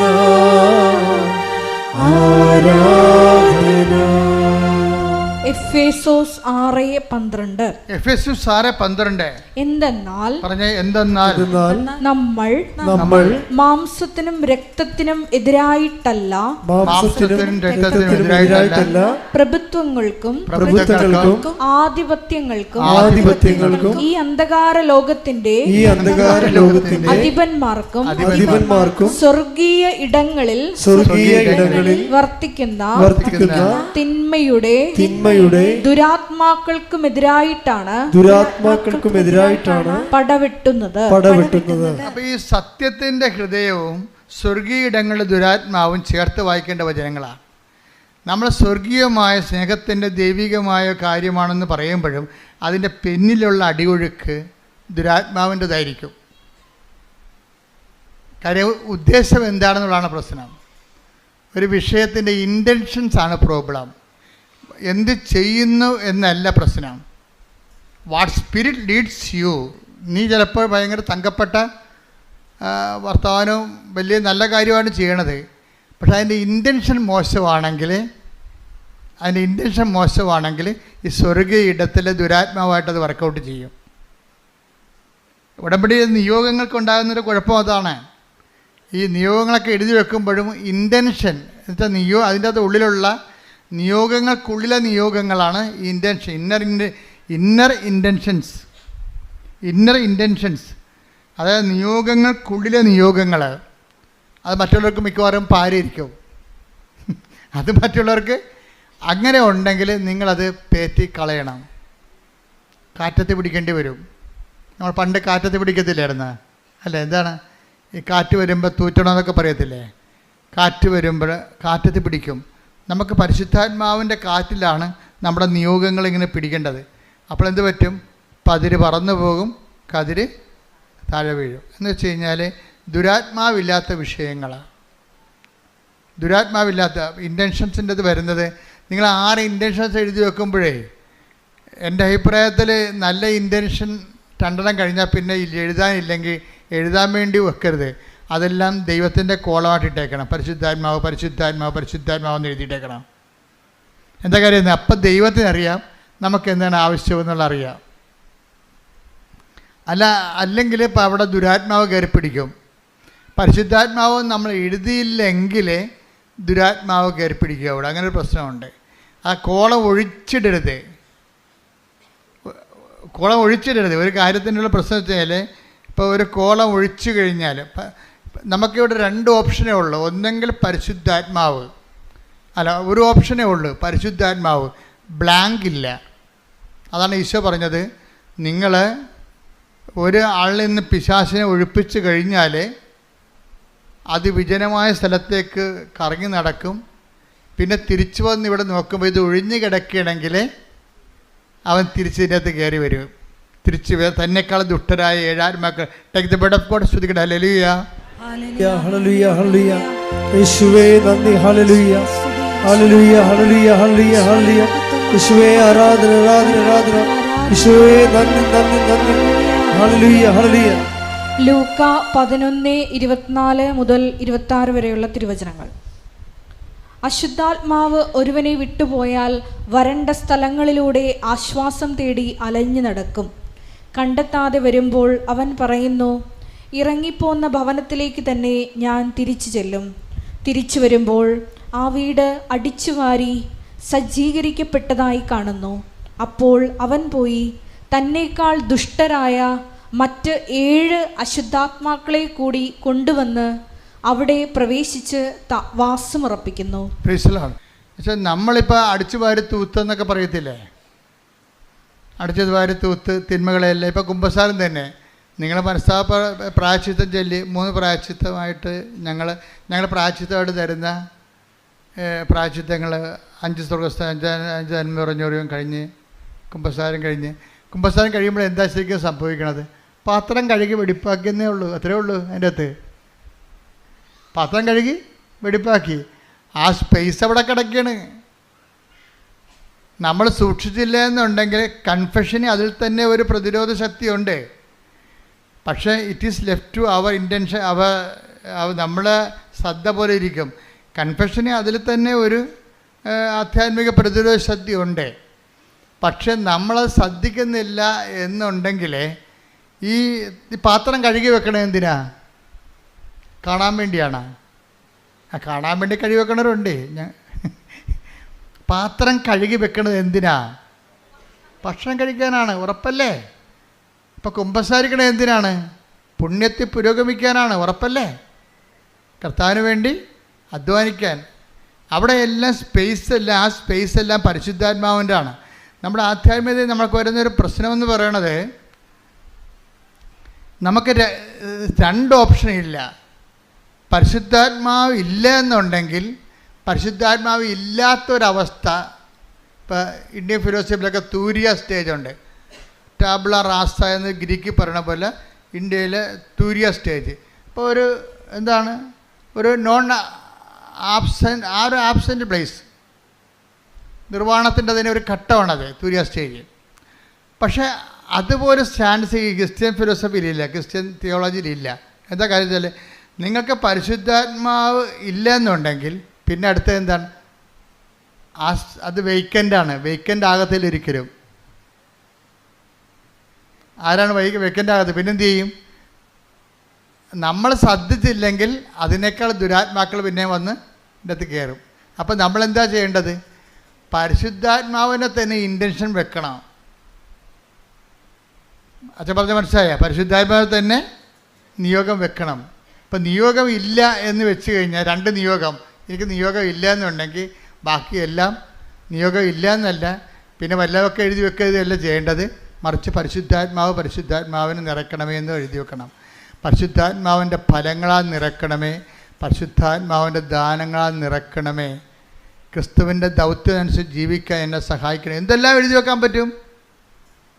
നിങ്ങളതിൻ്റെ അകത്ത് മുഴുവനും ഇത് നിങ്ങളുടെ ഇപ്പം ഞാൻ കഴിഞ്ഞ ദിവസങ്ങളൊക്കെ ആൾക്കാരെ കാണുമ്പോൾ അവർ പറയും, അച്ഛാ മകൾക്ക് അവിടെ ഇത് PR കിട്ടണം അച്ഛാ എന്ന് പറയും. അപ്പോൾ PR കിട്ടണം, പിന്നെ ഭർത്താവിന് കുറച്ച് രോഗവും സ്മോളിഡിയൊക്കെ ഉണ്ടച്ചാ എന്നൊക്കെ പറയും. അപ്പോൾ അതിനൊന്നും പ്രാർത്ഥിക്കണമെന്ന് പറയും. പിന്നെയും സമയം കിടക്കുമ്പോൾ ഇവർ ഉടനെ പറയും, അച്ഛാ എൻ്റെ അയൽവാസിക്ക് അങ്ങനെയാണ് ഇങ്ങനെയാണ്. അപ്പം നിർത്ത്, അത് അവരുടെ കാര്യമില്ല, വണ്ടി വിട്ടേക്കാൻ പറയും. അപ്പോൾ എന്തെങ്കിലും അവിടെ ഇല്ലെന്നുണ്ടെങ്കിൽ പിന്നെ വയ്യാവേരികളെല്ലാം കൂടി പറഞ്ഞു വെച്ച് ആദ്യം പറഞ്ഞ് ഡയല്യൂട്ടാക്കി കളയും. അത് ദുരാത്മാവിൻ്റെ ഒരു പ്രവർത്തനമാണ്. മറ്റുള്ളവരുടെ കാര്യം പറയണമെന്നില്ല. അങ്ങനെ അത്രയും സീരിയസ് ആണെങ്കിൽ അതായിരിക്കണം നിങ്ങൾ ആദ്യം പറയേണ്ടിയിരുന്നത്. നിങ്ങൾക്കൊന്നും പറയാനില്ലാഞ്ഞ കാരണം എന്നാൽ മറ്റുള്ളവരുടെ കൂടെ ഈ വണ്ടിയായാലും പോകുന്നുണ്ടല്ലോ, അയാളെ കൂടി കയറിയിരിക്കട്ടെ. വണ്ടിയായാലും ആലപ്പുഴയ്ക്ക് പോകുന്നുണ്ടല്ലോ, നാത്തും കൂടി കയറിയിരിക്കട്ടെ എന്ന് പറഞ്ഞ പോലെ നാട്ടുകാരുടെ പ്രശ്നം കൂടി പറഞ്ഞു വെപ്പിക്കും. അപ്പോൾ അതെല്ലാം ഫാൾസായി പോകും. അപ്പോൾ എന്താ ചെയ്യേണ്ടതെന്ന് വെച്ച് കഴിഞ്ഞാൽ, പരിശുദ്ധാത്മാവിന് പ്രാധാന്യം കൊടുത്തുകൊണ്ട് വേണം ഇത് ഡിസൈൻ ചെയ്യുക. അപ്പോൾ ദൈവത്തിന് തോന്നും ദൈവത്തിനാണ് പ്രാധാന്യമെന്ന്. ദൈവത്തിന് തോന്നും. അതാണ് ഈ പുതുക്കാൻ വരുമ്പോഴേ, ആദ്യകാലങ്ങളിൽ ഞാനിങ്ങനെയൊന്നും പറയത്തില്ലായിരുന്നു. എനിക്കറിയാമായിരുന്നു ഇത് തന്നെയാണ്, ഇതിലേക്കാണ് ദൈവം കൊണ്ടുപോകണമെന്ന് അറിയാമായിരുന്നു. പക്ഷേ നിങ്ങളെ ഫ്രഷ് ഹാൻഡ്സ് അല്ലേ, ഫ്രഷ് ഹാൻഡ്സിനോട് ആദ്യം പരിശുദ്ധാത്മാവിനെക്കുറിച്ച് പറഞ്ഞാലൊന്നും അവരുടെ പ്രശ്നം, അവർ തീ നിൽക്കുകയാണല്ലോ, തീ നിൽക്കുന്നവരോട് തീ കെടുത്താനുള്ള മാർഗ്ഗമാണ് പറഞ്ഞു കൊടുക്കേണ്ടത് ആദ്യം. കാരണം ഞാൻ പറഞ്ഞില്ലേ, ഷോജു എന്നൊക്കെ പറഞ്ഞില്ലേ നേരത്തെ, ഇടക്കിട്ട് പോയായിരുന്നു സേജു വത്സല. അപ്പോൾ ഞാൻ കൗൺസിലിങ്ങിന് മുമ്പ് അവരോട് പറയും, നമുക്ക് കുറച്ച് നേരം പ്രാർത്ഥിക്കാമെന്ന് പറയും. പ്രാർത്ഥിക്കാമെന്ന് പറഞ്ഞാൽ ഞങ്ങളെ പ്രാർത്ഥിച്ചുകൊണ്ടിരിക്കുന്ന സമയത്ത് ഞാൻ അവരോട് പറഞ്ഞു, നിങ്ങളുടെ സ്റ്റാറ്റസ് എന്താണെന്ന് നോക്കട്ടെ, കർത്താവ് എന്നാ പറയണമെന്ന് കേൾക്കാമല്ലോ, നിങ്ങളതിൻ്റെ ഒരു നമ്പർ പറയാൻ പറയും. ഇപ്പോൾ ഷോജു ഒരു 8 പറഞ്ഞു, വത്സല ഒരു 7 പറഞ്ഞു. പിന്നെ ഞാൻ ഒരു സുവിശേഷത്തിൻ്റെ പേര് പറയാൻ പറയും. അപ്പോൾ ലൂക്ക എന്ന് പറഞ്ഞു. അപ്പോൾ എനിക്ക് മനസ്സിലായി, ലൂക്ക 8-ാം അധ്യായം 7-ാം വാക്യമാണ് ഇപ്പം ധ്യാനത്തിൻ്റെ 2-ാം ദിവസത്തെ സ്റ്റാറ്റസ്. 2-ാം ദിവസം 3-ാം ദിവസത്തെ 3-ാം ദിവസം ധ്യാനം എവിടെ നിൽക്കുന്നത് എന്തുണ്ട്, മീറ്റർ റീഡിംഗ് ആണ്. എൻ്റെ മീറ്റർ റീഡിംഗ് ആണ്. എന്താണ്? ലൂക്ക 8:7. നിങ്ങൾക്ക് ഇത് സിമ്പിളാണ്. നിങ്ങൾ ദൈവത്തിനെ വിട്ട് നിൽക്കാത്തവരാണ്, ഇപ്പം ഫങ്ഷനിലായിട്ട് വന്നതല്ല, ദൈവത്തിനെ വിട്ട് നിൽക്കാത്തവരാണെങ്കിൽ തീർച്ചയായിട്ടും വചനത്തിലൂടെ നിങ്ങൾ സംസാരിക്കും, സ്വപ്നത്തിലൂടെ സംസാരിക്കും. ആ അച്ഛൻ്റെ കാര്യം പറഞ്ഞു, ആൻ്റണി ഒക്കാമച്ചൻ, ജർമ്മൻ. അങ്ങയുടെ പ്രശ്നം എന്താണെന്നറിയോ? അപ്പം അങ്ങേര് ഇങ്ങനെ പെട്ടുപോയി ആ പ്രോജക്റ്റ് ക്യാൻസലാകാൻ പോകണമെന്ന് പറഞ്ഞപ്പോൾ ഈ സിസ്റ്ററിനോട് പറഞ്ഞില്ലേ, സിസ്റ്റർ എന്താ ചെയ്യണമെന്ന് പറഞ്ഞില്ലേ? അപ്പോൾ സിസ്റ്റർ എന്താ പറഞ്ഞത്? അച്ഛൻ പോയി ഉടമ്പടി എടുക്കാൻ പറഞ്ഞില്ലേ? ഉടമ്പടി എടുത്തു കഴിഞ്ഞിട്ട് ആ ദിവസം സിസ്റ്റർ ഒരു സ്വപ്നം കണ്ട്. സിസ്റ്റർ ഈ അച്ഛൻ്റെ മേടെ പോയിട്ടില്ല, അച്ഛൻ്റെ മുറികൾ കണ്ടിട്ടില്ല. പക്ഷേ സ്വപ്നത്തിൽ അമ്മ ഈ അച്ഛൻ്റെ മുറികളെല്ലാം കാണിച്ച്, അച്ഛൻ്റെ മേടകളെല്ലാം കാണിച്ച ശേഷം ഓരോ ഭൂമുഖത്തുനിന്ന് കയറി പ്രാർത്ഥനാ മുറിയിൽ നിന്ന് മറ്റു മുറികൾ സ്റ്റഡി റൂമിലേക്കും ഡ്രോയിങ് റൂമിലേക്കും പോയിട്ട് അച്ഛൻ ഇരിക്കുന്ന സ്ഥലത്ത് ചെന്നിട്ട് മാതാവ് അച്ഛൻ്റെ തലയിൽ കൈവച്ച്. പിറ്റേ ദിവസം വെളുപ്പിന് സിസ്റ്റർ സ്വപ്നം കഴിഞ്ഞപ്പോൾ സിസ്റ്റർ അച്ഛനെ വിളിച്ച് പറഞ്ഞ്, ഇനിയൊരു പ്രശ്നവുമില്ല, അമ്മ അച്ഛൻ്റെ കാര്യത്തിൽ ഇടപെട്ടു, ഇതല്ലേ അച്ഛൻ്റെ വീട്, ഈ മുറിയിൽ ഇന്ന സാധനങ്ങളില്ലേ, അടുത്ത മുറിയിൽ ഇന്ന സാധനങ്ങളില്ലേ, അതിലെവിടെ മാതാവ് കടന്നിട്ടുണ്ട്, അച്ഛൻ ഇരിക്കുന്ന സ്ഥലം ഇന്നതല്ലേ, അവിടെ വന്ന് അമ്മ അച്ഛൻ്റെ തലയിൽ കൈവച്ചിട്ടുണ്ട്, ഇനി അമ്മ ഏറ്റെടുത്തോളൂ എന്ന് പറഞ്ഞു. അമ്മ ഏറ്റെടുത്തോളൂ എന്ന് പറഞ്ഞ് ഒരാഴ്ച കഴിഞ്ഞില്ല. ആക്കുമ്പോൾ ഓഫീസിൽ നിന്ന് ഇവരുടെ പ്രോജക്റ്റ് ഓഫീസിൽ നിന്ന് വിളിച്ചു, ഫാദർ ഞങ്ങളെ കാണാം. നേരത്തെ ഇങ്ങനെ പ്രോജക്റ്റ് ഓഫീസ് കേസിലിരിക്കുകയല്ലേ, ചിലപ്പോൾ അകത്ത് പോവും, ജയിലിൽ പോവും. അതുകൊണ്ട് ഇവർ ഒരു കൗൺസിലിങ്ങിന് പോലും ടൈം കൊടുത്തില്ലായിരുന്നു. ഇപ്പോൾ അവർ പറയണേ, നിങ്ങൾ വന്ന് ഞങ്ങളെ കാണുക, നിങ്ങൾക്കെതിരെയുള്ള ആരോപണം നിലനിൽക്കണില്ലെന്ന്. അങ്ങനെ ഒരു ആരോപണം ഇല്ലെന്ന്. ഇപ്പം പെട്ടെന്നല്ലേ മാറണത്. അപ്പം അച്ഛൻ അതുകൊണ്ട് പറഞ്ഞത് എന്തറിയോ, ഞാൻ വിചാരിച്ചത് എൻ്റെ പട്ടമാണ് ഏറ്റവും വലിയ ഉടമ്പടി എന്ന്. പക്ഷേ പരിശുദ്ധ അമ്മയുടെ ഉടമ്പടി നമുക്ക് പറഞ്ഞറിയിക്കാൻ പറ്റാത്ത, അച്ഛൻ്റെ സാക്ഷ്യം നിങ്ങൾ കേൾക്കണം. കാര്യത്തെ ഒരു ജീവിത പ്രശ്നം ഉണ്ടായാൽ അച്ഛനാണെങ്കിലും ശരി, ആരാണെങ്കിലും ശരി, അമ്മ മാത്രമേ അഭയമുള്ളൂ. കൈയടിച്ച് ശ്രുതിക്കട്ടെ. ഹല്ലേലൂയ. ഹല്ലേലൂയ, ഹല്ലേലൂയ, ഹല്ലേലൂയ. യേശുവേ, അങ്ങയുടെ അഭിഷിക്തരിലൂടെ ഉടമ്പടിയുടെ ശക്തി ലോകത്തിന് വെളിപ്പെടുത്തുന്നതാണ് ഈ സത്യം വെളിപ്പെട്ട് വരണത്. അതുകൊണ്ട് തന്നെയാണ് ഉടമ്പടിയുടെ ഒരു ടൈം കഴിഞ്ഞു കഴിഞ്ഞാൽ നമ്മൾ ഉടമ്പടി സത്യസന്ധരാണെന്നും ദൈവത്തോട് അടുപ്പമാണെന്ന് കണ്ടു കഴിഞ്ഞാൽ ദൈവം നമ്മളെ ദർശനങ്ങൾ കൊണ്ടും സ്വപ്നങ്ങൾ കൊണ്ടും ദൈവത്തിൻ്റെ സാന്നിധ്യം നമ്മളെ അറിയിച്ചുകൊണ്ടിരിക്കും. ഉടമ്പടിയാണ് സാന്നിധ്യത്തിൻ്റെ ഏറ്റവും വലിയ ഒരു ഉപാധിയല്ല, ഏറ്റവും വലിയൊരു സോഴ്സ് എന്ന് പറയണത് ഉടമ്പടിയാണ്. ഉടമ്പടിയിലൂടെയാണ് സാന്നിധ്യം, മറ്റെല്ലാ പ്രാർത്ഥനയെക്കാളും മനുഷ്യനെ സാന്നിധ്യം മനസ്സിലാക്കുന്നത്, ദൈവത്തിൻ്റെ സാന്നിധ്യം മനസ്സിലാക്കുന്നത്. അപ്പോൾ ഇതിൻ്റെ ഉടമ്പടിയുടെ സാധ്യത ഭയങ്കരമായ വലിയ സാധ്യതകളാണ്. നിങ്ങളെന്താ ചെയ്യണമെന്ന് വെച്ച് കഴിഞ്ഞാൽ, നിങ്ങളതിന് ദൈവത്തിന് വലിയ പ്രാധാന്യമില്ലാതെ നിങ്ങളുടെ വിഷയങ്ങൾക്ക് മാത്രമാണ് എപ്പോഴും ആവലാതിയും വ്യാവലാതിയും കൊണ്ട് നടക്കുന്നത് കൊണ്ടാണ് സാന്നിധ്യം ഫീൽ ചെയ്യാത്തത്. മറിച്ച് ഞാൻ ഉടമ്പടി എടുത്തിരിക്കുന്നത് ദൈവത്തിന് വേണ്ടി ജീവിക്കാനാണ്. ഒന്ന് പറഞ്ഞ്, ഞാൻ ഉടമ്പടി എടുത്തിരിക്കുന്നത് ദൈവത്തിന് വേണ്ടി ജീവിക്കാനാണ്. എന്റെ കൃപയിലെ ഞാൻ നിലനിൽക്കാൻ ദൈവത്തിന് വേണ്ടി അധ്വാനിക്കുവാനുള്ള പ്രത്യേക അഭിഷേകം എനിക്ക് നൽകണമേ. ദൈവത്തെക്കുറിച്ച് നല്ലവണ്ണം ചിന്തിക്കുകയും ആലോചിക്കുകയും ആധി കൊള്ളുകയും ഒക്കെ ചെയ്ത് കഴിയുമ്പോൾ ബാക്കിയുള്ള കാര്യങ്ങൾ ഇതൊക്കെ ഇപ്പം തന്നെ ഞാൻ ആ സുശീലയുടെ കാര്യം പറഞ്ഞില്ലേ. സുശീലയുടെ കാര്യം എന്താണ്? സുശീലയുടെ മകൾ മായയ്ക്ക് കഫീലിനെടുക്കുന്ന മർദ്ദനം. കഫീലിന് എന്ത് പറ്റി? കഫീലൊരു ഡ്രഗ്സ് കേസിൽ അകപ്പെട്ടു, മയക്കുമരുന്നിൻ്റെ കേസ് അകപ്പെട്ടു. അപ്പോൾ സുശീലയുടെ ഈ മായയും ആ ഡ്രഗ്സ് കേസിൽ പ്രതിയാക്കി അവൾ. ഓക്കെ, പണ്ടേ ശമ്പളമില്ല, ജീവിതം പോയിരിക്കുമ്പോൾ ഉണ്ട്. ഇപ്പം എന്ത് പറ്റി? ഡ്രഗ്സ് കേസ്, മയക്കുമരുന്ന് കേസിൽ ഗൾഫിൽ പ്രതി, 15 കൊല്ലം അകത്ത് കിടക്കണം. ഇവൾ ഇതുകൂടി കേട്ടപ്പോഴൊക്കെ ഭക്ഷണവുമില്ല, ശമ്പളവും ഇല്ല, അവളുടെ പറ്റിക്കപ്പെട്ട് തട്ടിപ്പിലകപ്പെട്ട് പണവും നഷ്ടപ്പെട്ട് അവൾ നിൽക്കുന്ന സ്ഥലത്താണെങ്കിൽ സമാധാനം കൊടുക്കണില്ല അവൾക്ക്. ഇപ്പോഴെന്ത്? ഡ്രഗ്സ് കേസിൽ പ്രതിയുമായി. ഇതെല്ലാം വിളിച്ച് അമ്മയോട് പറയും. അമ്മ ഇങ്ങനെ സംഭവിച്ച് അനിയത്തിനെ ഫോണിൽ കിട്ടുമ്പോൾ കരയും അവൾ. അപ്പോൾ അനിയത്തി പറഞ്ഞ്, ചേച്ചിനെ മാതാവ് രക്ഷിക്കും, ഞാൻ ഏലക്കാമാല കെട്ടുന്നുണ്ടെന്ന് പറഞ്ഞു. നമ്മുടെ കണ്ണ് നിറഞ്ഞു പോയി ഈ സാധനം കേട്ട് കഴിഞ്ഞാൽ. അവൾക്ക് വേറെ ഒന്നും ചെയ്യാൻ അറിയത്തില്ല. ചേച്ചിനെ അമ്മ രക്ഷിക്കും, ഞാൻ ഏലക്കാമാല അമ്മയ്ക്ക് വേണ്ടി കെട്ടണമുണ്ടെന്ന്. അവൾക്ക് എന്താ ചെയ്യാൻ അറിയാവുന്നത്? അവളൊരു നോൺ ക്രിസ്ത്യനാണ്. അവളുടെ ചേച്ചി ഒരു അന്യ സ്ഥലങ്ങളിൽ എലി പത്താഴത്തി വീണ പോലെ പിട്ടുകിടക്കുകയാണ്. അവൾക്ക് ദൈവതിരുസന്നിധി, ദൈവത്തിനെ ഈ വിഷയത്തിൽ ഉൾപ്പെടുത്താൻ ചെയ്യാൻ അറിയാവുന്ന ആപ്പാടെ പണി എന്താ? അവളുടെ മനസ്സിൽ വന്നു ഞാൻ ഏലക്കാമാല കെട്ടണമുണ്ടെന്ന്. ആ ഒരു മാല മുഴുവൻ കെട്ടിക്കൊണ്ട് മാതാവിനിടും. എനിക്കറിയാം അതിൻ്റെ ബലം എന്താണെന്ന്. എന്താ കാര്യം? വിശ്വാസാവിഷ്കാരങ്ങളിൽ രണ്ടാമത്തതാണ് എന്താണ്? വിശ്വാസപ്രയോഗം. അതാണ് സാധനം. ഉടമ്പടിയിലില്ലേ എന്തൊക്കെയുണ്ട് വിശ്വാസത്തിൽ? പ്രാർത്ഥന, പ്രഖ്യാപനം, പിന്നെ എന്താണ്? പ്രയോഗം. അത് പ്രയോഗമാണ്. അവളുടെ അമ്മ സുശീല ചെയ്യണ പരിപാടി എന്താണെന്ന് അറിയാമോ? അവളുടെ സുശീല വണ്ടിക്കാശി തണ്ണീർമുക്കത്തു നിന്ന് ഇങ്ങോട്ട് വന്നാൽ മതി, 10-12 കിലോമീറ്ററേ ഉള്ളൂ. ആ കിലോമീറ്റർ എല്ലാ ദിവസവും മാതാവിൻ്റെ അടുത്ത് വരും, നടന്നു വരും. കാര്യം എന്താ? പെട്ടിരിക്കല്ലേ, മകൾ പെട്ടിരിക്കല്ലേ. അപ്പം എല്ലാ ദിവസവും മാതാവിൻ്റെ അടുത്ത് വരും. എങ്ങനെ വരും? നടന്നു വരും. നിഷ്പാതകയായിട്ട് നടന്നു വരും. നടന്ന് വന്നിട്ടും പറയും, അമ്മേ ഞാൻ വരുന്നു, ഞാൻ പോണ്, എൻ്റെ മകളുടെ കാര്യം പറയാൻ വന്നതാണ്. അപ്പം നടന്ന് വരുമ്പോൾ ഒരു പ്രയോഗമുണ്ട് അതിൻ്റെ അകത്ത്. ഒരു പ്രഖ്യാപനമുണ്ട്, ഒരു പ്രയോഗമുണ്ട്, ഒരു പ്രാർത്ഥനയുണ്ട്. എന്താണ്? നടക്കുമ്പോൾ പ്രാർത്ഥിച്ചുകൊണ്ടാണ് നടക്കണത് തന്നെ ഒരു പ്രഖ്യാപനമാണ്. നടന്ന് വന്ന് എത്തുന്നത് ഒരു പ്രയോഗമാണ്. ഇതെല്ലാം അതിൻ്റെ അകത്തുണ്ട്.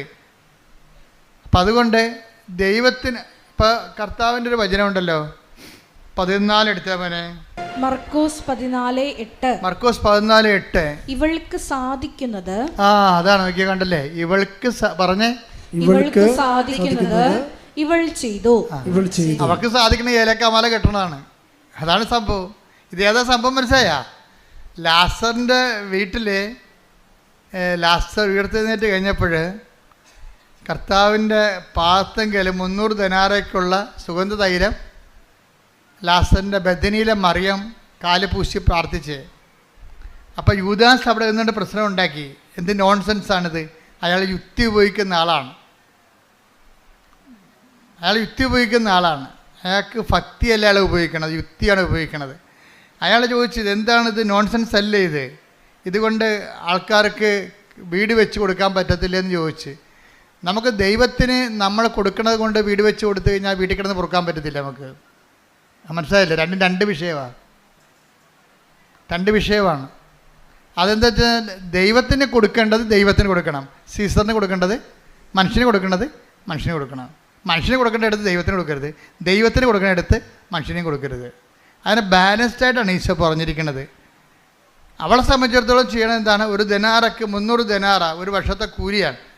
കർത്താവിനുള്ള സ്നേഹം പ്രകടിപ്പിക്കാൻ വേണ്ടി അതിനൊരു കുപ്പി സുഗന്ധതൈലം മേടിച്ചിട്ട് കർത്താവിൻ്റെ 2 കാലിലും മുഴുവനും ഒഴിച്ചു കൊടുത്ത്, എന്നിട്ട് ആ കാല് ചുംബിച്ചു. അത് പ്രയോഗമാണ്, വിശ്വാസപ്രയോഗമല്ല, അവിശ്വാസം മൂത്തിട്ടുള്ള ഒരു സ്നേഹത്തിൻ്റെ ദൈവവുമായിട്ടുള്ള ബന്ധങ്ങളതാണ്. അത് പ്രയോഗമാണ്. അത് ശരിക്കും പറഞ്ഞാൽ ഇതുപോലെ ഇവളത് ചെയ്ത് കഴിഞ്ഞപ്പോൾ അമ്മ നടന്ന് വന്ന്, അവളുടെ അമ്മ തണ്ണീർമുഖത്തിൽ നടന്ന് ഇവിടെ വന്നിട്ട് പറഞ്ഞ്, എൻ്റെ മകളുടെ കാര്യം പറയാതെ തന്നെ അമ്മക്കറിയാമല്ലോ, അമ്മയെ കാണാൻ ഞാൻ നടന്നു വന്നതാണ്. അന്ന് രാത്രി അമ്മ അവളോട് പറഞ്ഞു, നാളെ നിൻ്റെ മകളെ വിളിക്കണം, നിൻ്റെ മകളെ വിളിച്ചിട്ട് പറയണം തലയെ തുണിയിട്ടൊരു സ്ത്രീ ഓഫീസിൽ വരുന്നുണ്ടെന്ന്, അതോടെ പ്രശ്നം തീരുമെന്ന്. അതാണ് വിഷയം. പിറ്റേ ദിവസം അമ്മ പറഞ്ഞ പോലെ തന്നെ തലയെ തുണിയിട്ടൊരു മുസ്ലിം സ്ത്രീയാണ് അവിടെ വന്നിട്ട് അവർ ഓഫീസിൽ വന്നിട്ട് ഇവളുടെ രജിസ്റ്ററിൽ കേസ് ക്യാൻസൽ ചെയ്ത് അവിടെ റിലീവ്ഡായി പെട്ടെന്ന്. അപ്പോൾ എന്ത് ചെയ്യണം? ഒരു വിഷയത്തിന് എവിടെയാണ് അതിൻ്റെ കുറിഞ്ഞിരിക്കണത്, അവിടെ എന്ത് ചെയ്താൽ ശരിയാവുമെന്ന് ആർക്കറിയാം? അമ്മയ്ക്കറിയാം. അപ്പോൾ നമ്മൾ പറയും ചെയ്യേണ്ടതൊക്കെ ഞാൻ ചെയ്യിച്ചോളാം, നിങ്ങൾ ചെയ്യേണ്ട കാര്യം ഞാൻ പറഞ്ഞാൽ മതി, ഈശോയെ കൊണ്ട് ചെയ്യിക്കേണ്ട കാര്യമൊക്കെ ഞാൻ ചെയ്യിച്ചോളാം, നിങ്ങളെന്താ ചെയ്യേണ്ടത്? അവൻ പറഞ്ഞ പോലെ ചെയ്യുക. കൈയടിച്ച് കർത്താവ്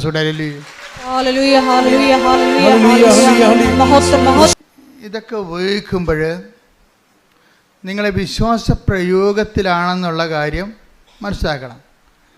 അതിന് നമുക്ക് വേണ്ട മൗലിക വികാരം എന്ന് പറയുന്നത് ദൈവസ്നേഹമാണ്. വിശ്വാസം മൂത്തിട്ടാണ് ദൈവസ്നേഹം ഉണ്ടാകുന്നത്. യൂത്തിനൊക്കെ ഉണ്ടാകുന്നൊരു പ്രശ്നം എന്ന് വെച്ച് കഴിഞ്ഞാൽ, യൂത്ത് ഈ ഉടമ്പടി എടുക്കുന്നത് കൊണ്ട് തന്നെ ചില സമയത്ത് അവർക്ക് ചില നെഗറ്റീവ് അനുഭവങ്ങൾ, നിങ്ങളുടെ ഒരു കൗണ്ട് ഡൗൺ വരും ചില സമയത്ത്. എന്താ പറയുന്നത് വെച്ച് കഴിഞ്ഞാൽ, ഇപ്പം നിങ്ങൾ ഉദാഹരണത്തിന് ഇപ്പം നിങ്ങൾ അച്ഛൻ്റെ എല്ലാ ദിവസവും ഒരു സാക്ഷ്യം അല്ലെങ്കിൽ ഒരു ഡെയിലി ബ്രെഡ് നിങ്ങൾ ഷെയർ ചെയ്യുന്നു, നിങ്ങളുടെ ഗ്രൂപ്പിൽ ഷെയർ ചെയ്തേ, ഉടനെ അവരെന്ത് ചെയ്യും? ദൈവത്തിനെ കാണുമ്പോൾ തന്നെ പല്ലിളിക്കണ പിശാചുക്കളുണ്ടാവും. നിങ്ങളുടെ കൂട്ടുകാരായിരിക്കും. ചിലപ്പോൾ നിങ്ങളവർ ക്യാൻസൽ ചെയ്ത് കളയും, ബ്ലോക്ക് ചെയ്ത് കളയും. അപ്പോൾ നിങ്ങൾക്ക് സന്തോഷമായില്ലേ? നിങ്ങൾക്ക് പറ്റാത്ത ആൾക്കാരിൽ നിന്ന് നിങ്ങൾക്ക് ബ്ലോക്കിങ് കിട്ടുമ്പോൾ തന്നെ ആ സാധനം പോയി കിടത്തില്ലേ? ആ സാധനം ആ ഗ്രൂപ്പിൽ കിടന്നാൽ മോശമാണ്. അച്ഛൻ പറഞ്ഞ് മനസ്സിലായില്ലേ? നിങ്ങളെ വിചാരിക്കും, അയ്യോ ഞാനിങ്ങനെ ഇവർക്ക് സെൻഡ് ചെയ്യും, ഇവർ മതം മാറ്റമാണെന്ന് കരുതുക, അല്ലെങ്കിൽ എന്നെ ഒരു ഭക്തി ആയിട്ട് കരുതുക. ഞാൻ ഭക്തിയൊന്നും അല്ല, എനിക്ക് തൽക്കാലം IELTS പാസ്സാകാനുള്ള അഭ്യാസം മാത്രമേ ഉള്ളൂ എന്ന് അവർക്കറിയാൻ പാടില്ല. പറഞ്ഞ മനസ്സിലായില്ല? അത് നമ്മുടെ രഹസ്യ ധാരണകൾ നിങ്ങൾ വിവേചിക്കണം. നിങ്ങൾ എന്തുകൊണ്ട് ഷെയർ ചെയ്യുന്നില്ല കൂട്ടുകാർക്ക്?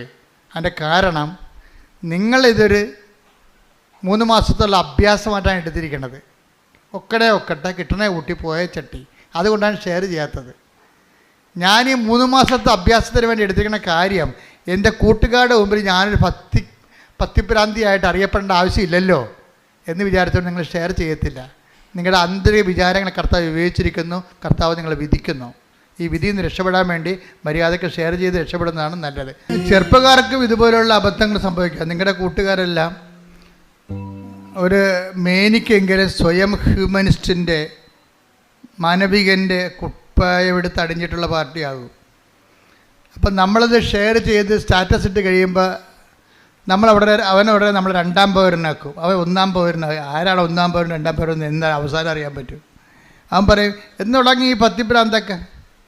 എടാ, മര്യാദക്ക് അധ്വാനിച്ച് ജീവിച്ചാൽ പ്രശ്നമൊന്നുമില്ല, അല്ലെങ്കിൽ ഇതുപോലെ ചെന്ന് ചാരേണ്ടി വരും. ഹ്യൂമനിസ്റ്റായി. അപ്പോൾ നമ്മളോർക്കും അവനാണ് വലിയ, അവനൊരു കുന്തും അറിയത്തില്ല. ദൈവത്തെ അറിഞ്ഞില്ലെങ്കിൽ എല്ലാം അറിയാം. ദൈവത്തെ അറിഞ്ഞില്ലെങ്കിൽ തീർന്നില്ലേ? അവന് ദൈവത്തെ അംഗീകരിക്കേണ്ടത് അതിന് പോരായ്മയെ കരുതിയിരിക്കുകയാണ്. അവൻ്റെ അന്ത്യം നമ്മൾ കണ്ടിട്ടില്ലല്ലോ.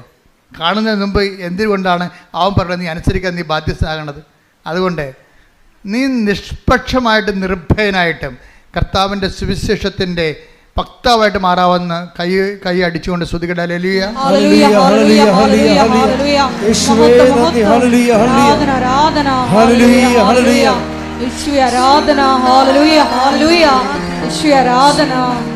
ഞങ്ങളുടെ ആന്തരിക വിശുദ്ധീകരണ മേഖലകൾ വെളിപ്പെടുത്തുന്നതിന് നന്ദി പറയുന്നു. നമ്മൾക്ക് ജനക്കൂട്ടത്തെ കാണുമ്പോൾ നമുക്ക് എന്താ തോന്നേണ്ടത്? അനുകമ്പയാണ് തോന്നേണ്ടത്. എന്താണ്? അവർക്ക് കർത്താവിനെ ആവശ്യമുണ്ടല്ലോ എന്ന് തോന്നണം. നീ ദൈവത്തിൻ്റെ ആളാണെങ്കിലേ ജനക്കൂട്ടത്തെ കാണുമ്പോൾ നിൻ്റെ ഗ്രൂപ്പിലെ വാട്സപ്പ് ഗ്രൂപ്പിലായാലും ശരി, നിൻ്റെ ഏത് മേഖലയായാലും ജനക്കൂട്ടമാണല്ലോ അത്. അവരെ കാണുമ്പോൾ നിങ്ങൾക്ക് എന്ത് ചെയ്യണം? അവന് അനുകമ്പ തോന്നണം. എന്താണ്? അവർക്ക് കർത്താവിനെ അറിയത്തില്ലല്ലോ. അവരെ അറിയിക്കാനുള്ള അവർ ഇടയില്ലാത്ത ആടുകളെപ്പോലല്ലേ, കർത്താവില്ലാത്ത ആൾക്കാരെ പോലല്ലേ. അപ്പം അതുകൊണ്ട് തന്നെ ജനക്കൂട്ടത്തെ കാണുമ്പോൾ ചില അണ്ണന്മാർക്ക് എന്താ തോന്നണത്? അവർ ഓന്തുമാരുണ്ടല്ലോ, ഈ സായിപ്പിനെ കാണുമ്പോൾ കവാത്ത് മറക്കണം എന്ന് പറഞ്ഞാൽ ജനക്കൂട്ടത്തെ കാണുമ്പോൾ പിന്നെ മതം മറന്നു പോകും, വിശ്വാസം മറന്നു പോകും. ജനക്കൂട്ടത്തെ കാണുമ്പോൾ വിശ്വാസം മറക്കണത് ആരാണ്? ബിസിനസ്സുകാരായിരിക്കും, ഒരു സംശയമില്ല. എന്താ കാര്യം? ഇപ്പം നീ ക്രിസ്ത്യാനിയാണെന്ന് പറഞ്ഞു കഴിഞ്ഞാൽ നിൻ്റെ വസ്തു മുസ്ലിം മേടിക്കത്തില്ല, ഹിന്ദു മേടിക്കത്തില്ല. കേരളത്തിൽ ജാതീയത ശക്തമല്ലേ. അപ്പം അതുകൊണ്ട് എന്നാ ശരി, എനിക്ക് മതമില്ലെന്ന് പറഞ്ഞാൽ മതിയല്ല. മതമില്ലാത്ത ജീവനാണെന്നൊക്കെ പറഞ്ഞാൽ മതിയല്ലേ. എനിക്ക് മതമില്ല, ഞാൻ നിരീശ്വരവാദിയാണെന്ന് പറയുമ്പോൾ എൻ്റെ ചരക്ക് എല്ലാവരും മേടിക്കും. അപ്പോൾ മറ്റുള്ളവർ ചരക്ക് വിറ്റഴിക്കാൻ വേണ്ടി നീ ദൈവത്തിന് ഒറ്റിക്കൊടുത്തിട്ടുണ്ടെങ്കിൽ നീ ഇന്ന് മാപ്പ് പറയണം. ഇവിടെ ഉടമ്പടിയിൽ വെച്ച്, കർത്താവേ ഇതെല്ലാം കടന്നു പോകുന്നതാണ്, കടന്നു പോകുന്നത് നീ മാത്രമാണ്. ഞാൻ നിന്നെ മറ്റുള്ളവർക്ക് വേണ്ടി ഞാൻ എൻ്റെ ഐഡൻറ്റിറ്റി വെളിപ്പെടുത്താതിരുന്നിട്ടുണ്ടെങ്കിൽ, ഐഡൻറ്റിറ്റി തള്ളിപ്പറഞ്ഞിട്ടുണ്ടെങ്കിൽ കർത്താവേ മാപ്പ് ചോദിക്കുന്നു. ശ്രുതികട ഹല്ലേലൂയ.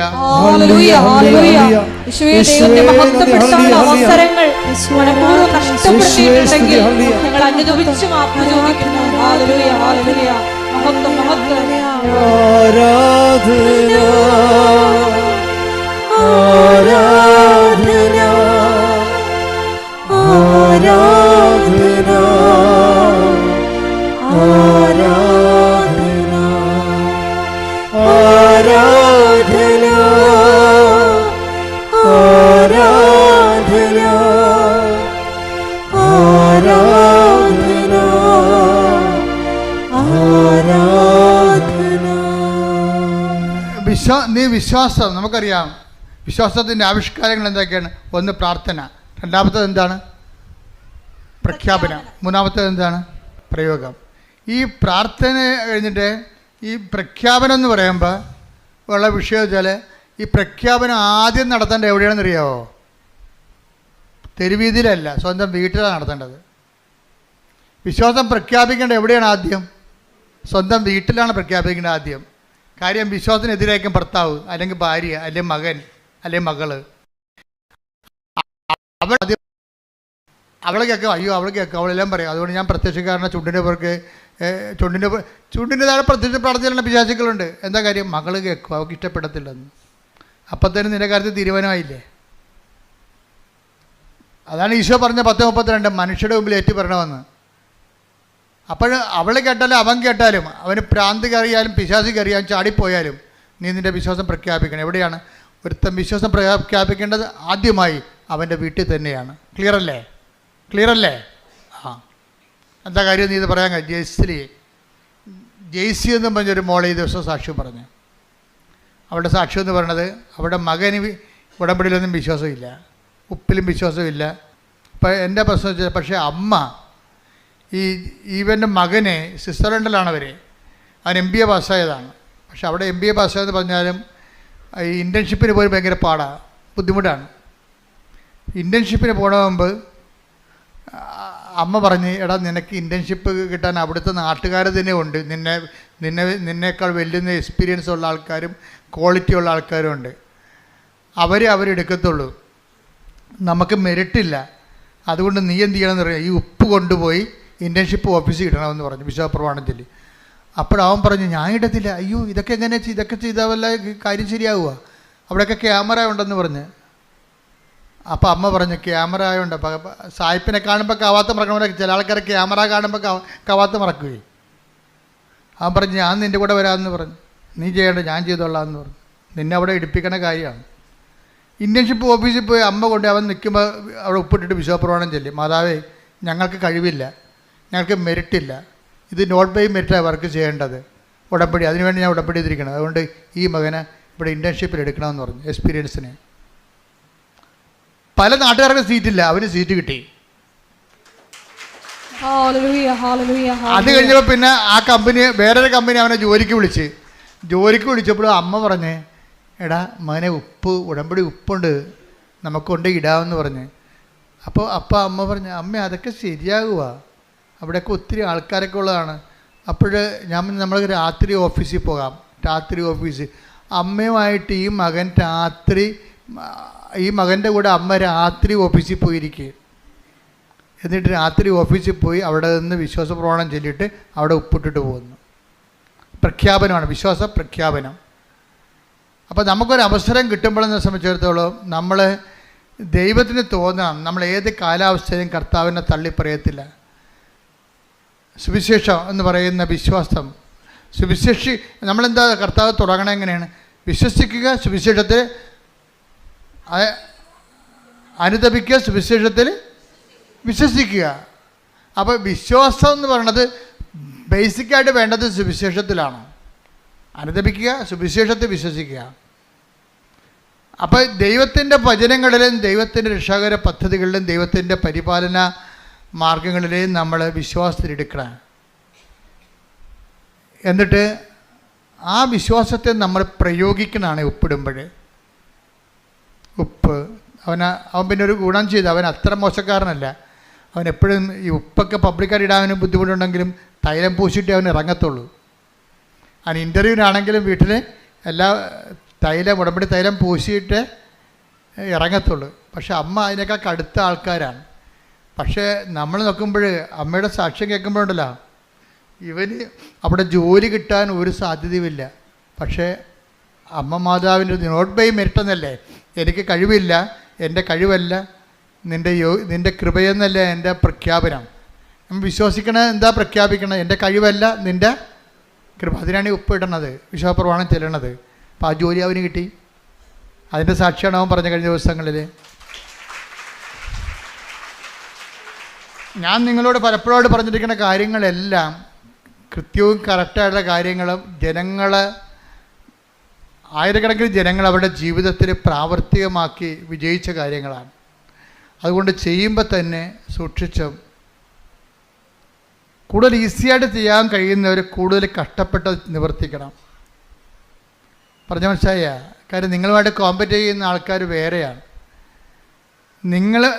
കൂടുതൽ ഈസിയായിട്ട് ചെയ്യാൻ കഴിയുന്നവർ കൂടുതൽ കഷ്ടപ്പെട്ട് ഉടമ്പടി നിവർത്തിക്കണം.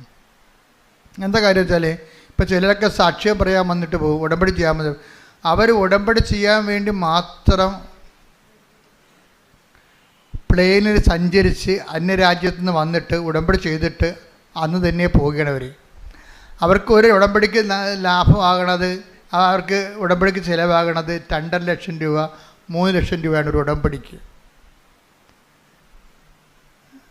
അപ്പം ഞങ്ങൾ രാവിലെ വന്ന് ഇവിടെ കലവൂരിന്ന് ആലപ്പുഴയിൽ നിന്നൊക്കെ വന്നിട്ട് ഞങ്ങൾ വെളുപ്പിനെ വന്ന് നിൽക്കണമെന്ന് പറയും. എപ്പോഴാണ് ഞാൻ ചോദിക്കുക, എത്ര മണിക്കാണ് വന്നത്? 7 മണിക്ക്. അതാണ് നിങ്ങളുടെ വെളുപ്പിനെ. ഞങ്ങൾ വെളുപ്പിനെ വന്ന് നിൽക്കണം എന്ന് പറയും. ഇവിടെ വെറുതെ നടന്ന് വന്നതായിരിക്കും. അപ്പം ഞാൻ എത്ര മണിക്ക്? 7 മണിക്ക്. അപ്പോൾ ഈ വെളുപ്പിനെന്ന് പറഞ്ഞാൽ 7 മണിക്കാണ്. ഇവർക്ക് ഇപ്പോഴും നേരം വെളുത്തിട്ടില്ല. അപ്പം അതുകൊണ്ട് കൂടുതൽ ഈസിയായിട്ട് വരുന്ന ആൾക്കാർ കൂടുതൽ അതിൻ്റെ അകത്ത് കഷ്ടപ്പെട്ട് ഇൻവെസ്റ്റ് ചെയ്യുമ്പോൾ ദൈവത്തിന് മനസ്സിലാകും ഇത് സത്യസന്ധമായ കാര്യമാണെന്ന്. പറഞ്ഞ മനസ്സിലായില്ലേ? ഏറ്റവും വലിയ പ്രശ്നം എനിക്ക് ഇപ്പോൾ ഇത്രയും നാൾ ലക്ഷക്കണക്കിന് മനുഷ്യർ ഉടമ്പടി എടുത്തപ്പോൾ എൻ്റെ മനസ്സിൽ പരിശുദ്ധാത്മ പറയണത് ഇതിൻ്റെ ഏറ്റവും വലിയ കുഴപ്പം പിടിച്ച സംഭവം എന്താണെന്നറിയാമോ? ദൈവത്തിനെ ഒന്ന് വിശ്വസിപ്പിച്ചെടുക്കുകയാണ്. ഞാൻ എടുത്തിരിക്കുന്ന സത്യസന്ധമായ ഉടമ്പടിയാണെന്ന് ദൈവത്തിനെ ഒന്ന് വിശ്വസിപ്പിച്ചെടുക്കാൻ വലിയ പാടാണ്. നമ്മൾ എടുത്തിരിക്കുന്ന ഉടമ്പടി, നിങ്ങളുടെ റിസ്ക് എന്ന് പറഞ്ഞാൽ എന്താണ്? ഉടമ്പടിയിലുള്ള റിസ്ക് ഫാക്ടർ എന്താണ്? ഈ നിങ്ങൾ എടുത്തിരിക്കുന്ന ഉടമ്പടി സത്യസന്ധമാണെന്ന് ദൈവത്തിനെ വിശ്വസിപ്പിച്ചെടുക്കണതാണ് പാട്. അത് ഇത്തിരി സമയമെടുക്കും. അത് നിങ്ങളുടെ ഓരോ കാര്യങ്ങളിലൂടെ നമ്മൾ സീരിയസ് ആണ് ഈ വിഷയത്തിൽ, സിൻസിയറാണെന്ന് ദൈവത്തിനെ നമ്മൾ വിശ്വസിപ്പിച്ചെടുക്കണം. അത് ഓരോ ദിവസത്തെയും ഉടമ്പടിയുടെ വെല്ലുവിളിയാണിത്. എന്താണ്? എൻ്റെ ഉടമ്പടി കർത്താവിനെ കൊണ്ട് കൺകർ ചെയ്യിക്കണം. My covenant must be conquered by Jesus. അത് ദിവസങ്ങളും ഉയർത്തണ വെല്ലുവിളിയാണ്.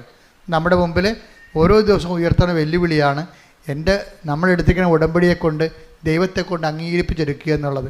ആ സത്യസന്ധമായ ഉടമ്പടിയാണെന്ന്. അത് അഭ്യാസം കാണിക്കാൻ ചെയ്തതല്ല, ദൈവത്തോടുള്ള സ്നേഹത്താൽ വിശ്വസിച്ച് ഇത് അവസാനത്തെ തിരഞ്ഞെടുപ്പാണെന്നുള്ള ബോധ്യത്തിലാണ് എൻ്റെ മക്കൾ ചെയ്യണമെന്നുണ്ടെങ്കിൽ പെട്ടെന്ന് ഇത് ഫയർ ആകണത്. അതുകൊണ്ട് അറിഞ്ഞ് ആണ് ഇതിൻ്റെ അകത്ത് ഇൻവെസ്റ്റ് ചെയ്യേണ്ടത്. സ്തുതിക്കട്ടെ. ഹല്ലേലൂയ, ഹല്ലേലൂയ, ഹല്ലേലൂയ, ഹല്ലേലൂയ, ഹല്ലേലൂയ, ഹല്ലേലൂയ, ഹല്ലേലൂയ, യേശുവേ ആരാധന, ആരാധന, ആരാധന. യേശുവേ നന്ദി, മഹത്വം, മഹത്വം, മഹത്വം. ഹല്ലേലൂയ, ആരാധന.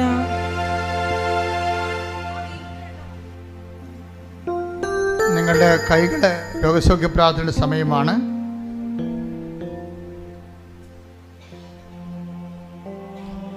രോഗസൗഖ്യ പ്രാർത്ഥനയുടെ സമയമാണ്.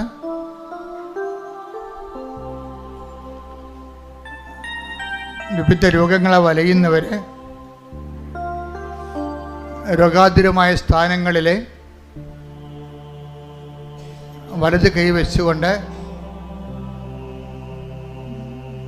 മരുന്നോ ലേപനമോ അല്ല, മരുന്നിനും ലേപനത്തിനും സുഖപ്പെടുത്താൻ കഴിയുന്നതിന് ഉള്ള പരിധി നീ തന്നെ നിൻ്റെ ജീവിതത്തിൽ അനുഭവിച്ചറിഞ്ഞതാണ് എന്നുള്ള ബോധ്യത്തോടു കൂടി എവിടെയാണ് വേദന, എവിടെയാണ് ഭാരം, വർഷങ്ങളായി ആയിരക്കണക്കിന് മനുഷ്യർ സൗഖ്യപ്പെട്ട ഈ വേദിയിൽ മാതാവ് നിൻ്റെ കൈകളെ ഇരിക്കുന്ന സ്ഥലത്ത് അമ്മയുടെ കൈകൾ വെച്ചുകൊണ്ട് നിൻ്റെ സൗഖ്യത്തിനായി പ്രാർത്ഥിക്കുന്ന സമയമാണ്. ഞാനും എൻ്റെ സ്വരവും ഒക്കെ ഒരു ദൈവത്തിൻ്റെ ഒരു മീഡിയമായിട്ട് മാത്രം നിൽക്കുന്നതാണ്. കൃപാസനത്തിൽ ജീവനോടെ പ്രത്യക്ഷപ്പെട്ട അമ്മ തന്നെയാണ്. നിങ്ങൾ കൈവെക്കുമ്പോൾ ആ കൈവെക്കുന്നിടത്ത് അമ്മയുടെ കൈകൾ വെക്കുന്നുണ്ടെന്ന ബോധ്യം ഉണ്ടാകണം. എവിടെയാണ് രോഗം? മുതുകിന് രോഗമുള്ളവരുണ്ട്, സ്പോണ്ടിലോസിസ് രോഗമുള്ളവരുണ്ട്, കഴുത്തിന് രോഗമുള്ളവരുണ്ട്, ഉദരത്തിന് രോഗമുള്ളവരുണ്ട്, കരളിന് രോഗമുള്ളവരുണ്ട്, ഹൃദയത്തിന് രോഗമുള്ളവരുണ്ട്, ശിരസിന് രോഗമുള്ളവരുണ്ട്, സർവാംഗം രോഗമുള്ളവരുണ്ട്. അവിടെ എല്ലാ ഇടങ്ങളിലും കൈകൾ വെച്ചുകൊണ്ട് ഇട്ടുമുഴക്കം പോലെ ശ്രദ്ധിക്കട്ടെ, സൗഖ്യത്തിനായി ശ്രദ്ധിക്കട്ടെ. ഹല്ലേലൂയ, ഹല്ലേലൂയ, ഹല്ലേലൂയ, മഹത്വം, മഹത്വം.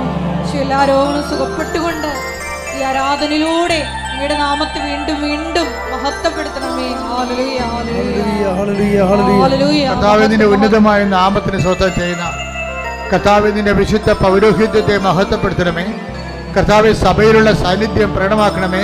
അമ്മേ, പരിശുദ്ധ അമ്മേ, ദേവമാതാവേ, എല്ലാ മക്കൾക്കും വേണ്ടി മധ്യസ്ഥം വഹിക്കണമേ. ഉച്ച മുതൽ ഉള്ളംകാൽ വരെ അങ്ങയുടെ വിശുദ്ധമായ രക്തത്താൽ കഴുകണമെന്ന് പ്രാർത്ഥിക്കുന്ന കോശങ്ങളിലെ രക്തധമനികളിൽ കർത്താവിൻ്റെ രക്തം പടരട്ടെ. കോശങ്ങളിലെ രക്തധമനികളിൽ സിസ്റ്റുള്ള ഇടങ്ങളിൽ, അതുപോലെ തന്നെ പിസ്റ്റുലുള്ള ഇടങ്ങളിൽ, PCOD ഉള്ള ഇടങ്ങളിൽ, മുഴകളുള്ള ഇടങ്ങളിൽ കർത്താവിൻ്റെ രക്തം പടരട്ടെ. രക്തം കട്ടപിടിച്ച അവസ്ഥകളെ യേശു ക്രിസ്തു നാമത്തിൽ മെൽട്ടായി പോകട്ടെ. മക്കളില്ലാത്തവർ, ബോധം മറഞ്ഞവർ, തളർന്ന് കിടക്കുന്നവർ, മരുന്ന് ഏൽക്കാത്തവർ, കിടപ്പിലായിപ്പോയിട്ടുള്ളവർ, ഭക്ഷണം കഴിക്കാൻ പറ്റാത്തവർ, വെള്ളം കുടിക്കാൻ പറ്റാത്തവർ, മൂത്രമറിയാതെ പോകുന്നവർ, രക്തമൊഴുകാതെ പോകുന്നവർ, സ്രാവങ്ങളുള്ളവർ, ചെവിയിൽ പഴുപ്പ് വരുന്നവർ, നിർത്താത്ത മൂക്കൊലിപ്പുള്ളവർ, ഉച്ച മുതൽ ഉള്ളംകാൽ വരെ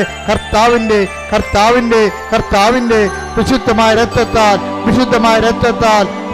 രക്തത്താൽ കഴുകപ്പെടട്ടെ. മാരകരോഗങ്ങള്, തീരാവേദികള്, നടുവേദനകള്, കിഡ്നി വേദനകള്, സ്പൊണ്ടിലോസിസ് അസുഖങ്ങള്, വളഞ്ഞ നടുവല്ലുകള്, തുളലുകള്, കുഴഞ്ഞ അസ്ഥികള്, ഓപ്പറേഷന് ശേഷം റോഡുകള് അകത്തായി പോയവര്, ഇനി ഓപ്പറേഷൻ ചെയ്യാൻ പറ്റുകയില്ലെന്ന് പറഞ്ഞവര്, സിസേറിയൻ കാരണം ഇനി മക്കൾ ഉണ്ടാവത്തില്ലെന്ന് പറഞ്ഞവര്, മക്കളില്ലാത്ത ദമ്പതികള്, യേശുവിന്റെ നാമത്തില്, ഓട്ടിസം രോഗികള്, ഹൈപ്പർ ആക്ടിവിറ്റി കുഞ്ഞുങ്ങള്, മക്കൾ ഇല്ലാത്തവര്, പഠിക്കാൻ പറ്റാത്തവര്, വീട്ടിൽ കലഹം ഉണ്ടാക്കുന്നവര്, മദ്യപാന ആസക്തികള്, മനോരോഗികള്, എപ്പിലെപ്സി രോഗികള്, അപസ്മാ രോഗങ്ങള്, വിട്ടുമാറാത്ത പനികള്, രോഗങ്ങള്, പീഡകള്, ആദികള്, വ്യാധികള്, അസമാധാനങ്ങള്, യേശുവിന്റെ നാമത്തില് മാറിപ്പോകട്ടെ. ശ്രദ്ധിക്കട്ടെ.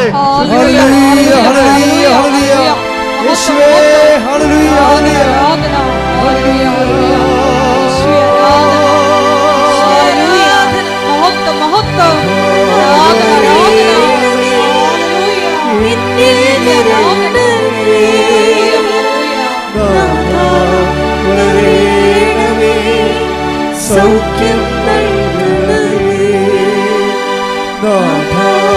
വരേണമേ, എന്നിൽ നിറയണമേ, നാഥാ വരേണമേ, സൗഖ്യം നൽകണമേ. പരിശുദ്ധ പരമദിവ്യകാരുണ്യത്തിന് എന്നേരവും ആരാധനയും സ്തുതിയും പുകഴ്ചയും ഉണ്ടായിരിക്കട്ടെ. എൻ്റെ മക്കളെ, ജീവിത ഭാരങ്ങള്, ജീവിത പ്രാരാബ്ദങ്ങള്, ജീവിത ദുരിതങ്ങള്, ജീവിത സങ്കടങ്ങളുടെ മേൽ ദൈവിക തീരുമാനം ഉണ്ടാകുകയും വിടുതൽ പ്രാപിക്കുകയും ചെയ്യുന്ന സമയമാണ്. ജോലി ഇല്ലാത്തവര്, ജോലി നഷ്ടപ്പെട്ടവര്,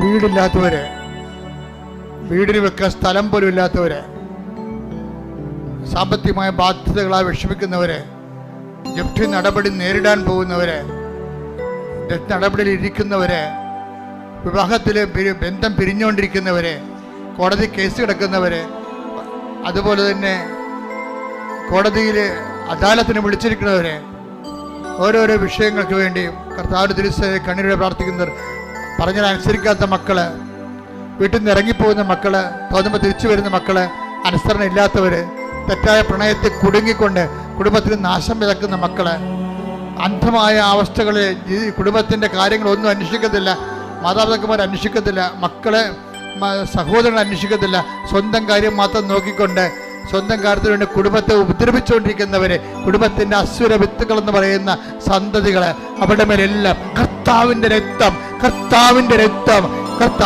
പതിക്കട്ടെ.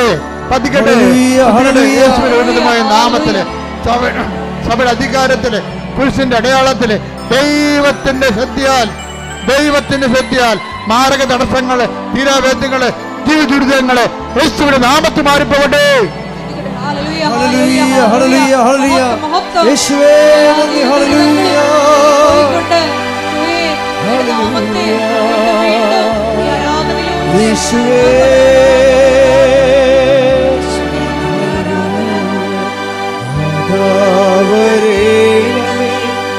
എന്നിൽ നിറയണമേ, നാഥാ വരേണമേ, സൗഖ്യം നൽകണമേ, നാഥാ വരേണമേ, എന്നിൽ നിറയണമേ, നാഥാ വരേണമേ, സൗഖ്യം നൽകണമേ. മുട്ടനിക്ക സമാപന ആശീർവാദമാണ്. കൈകുപ്പി കർത്താവിനോട് സ്വകാര്യമായി പറയാനുള്ള കാര്യങ്ങൾ ഇപ്പോൾ മൗനമായി പറയുക. ആശീർവാദത്തിൻ്റെ സമയമാണ്. സാക്ഷ്യം പറയാൻ സാധിക്കും ഈ വിഷയത്തിന് വേണ്ടി.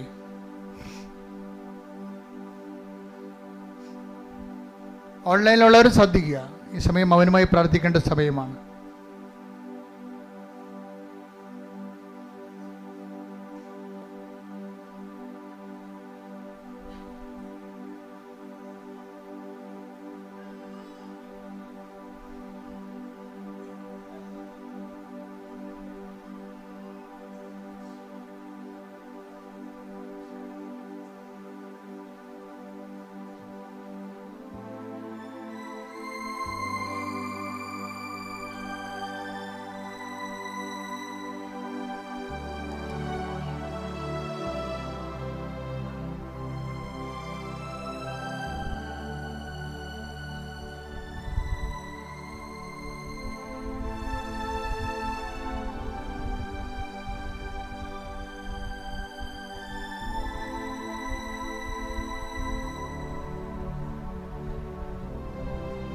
ഒരിക്കൽ കൂടി മരിയൻ ഉടമ്പടിയിൽ സമർപ്പിച്ചിരിക്കുന്ന എല്ലാ വിഷയങ്ങളും ദൈവമാതാവിൻ്റെ മധ്യസ്ഥതയിൽ ദിവ്യകാരുണ്യ സന്നിധിയിൽ സമർപ്പിച്ച് നമുക്കൊരു നിമിഷം മൗനമായിട്ട് പ്രാർത്ഥിക്കാം.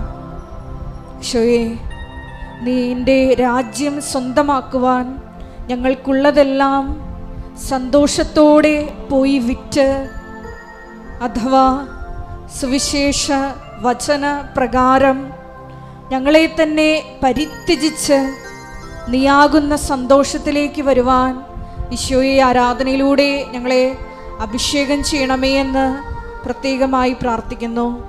ഈശോയെ, സത്യഹൃദയത്തോടെ നിന്റെ കൃപയുടെ സിംഹാസനത്തെ സമീപിക്കുവാൻ, ഏറ്റവും ശുദ്ധമായ മനസ്സോടുകൂടി ഉടമ്പടിയെ പുൽകുവാൻ, ആന്തരികമായ വിശുദ്ധീകരണം ഈശോയെ ഞങ്ങളുടെ ഓരോ മേഖലകളിലും നൽകണമേ എന്ന് പ്രാർത്ഥിച്ചുകൊണ്ട് ശിരസ്സ് നമിച്ച് നമുക്ക് ദിവ്യകാരുണ്യനാഥൻ്റെ ആശീർവാദം സ്വീകരിക്കാം.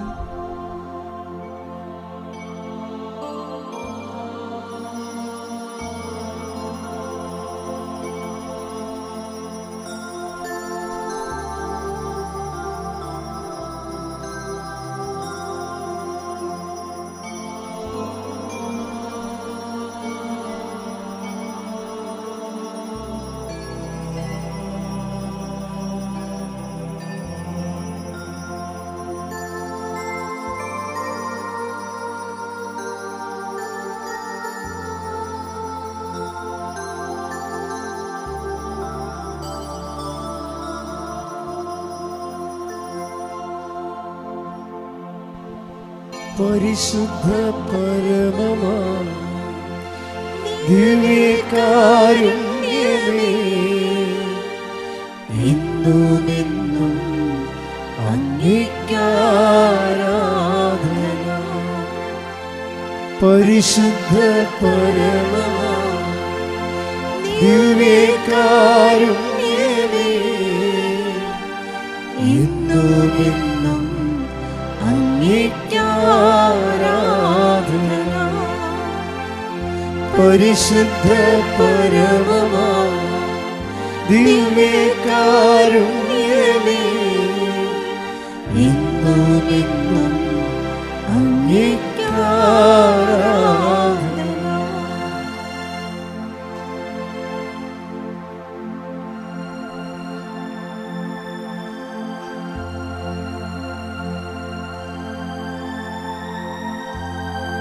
ആവേ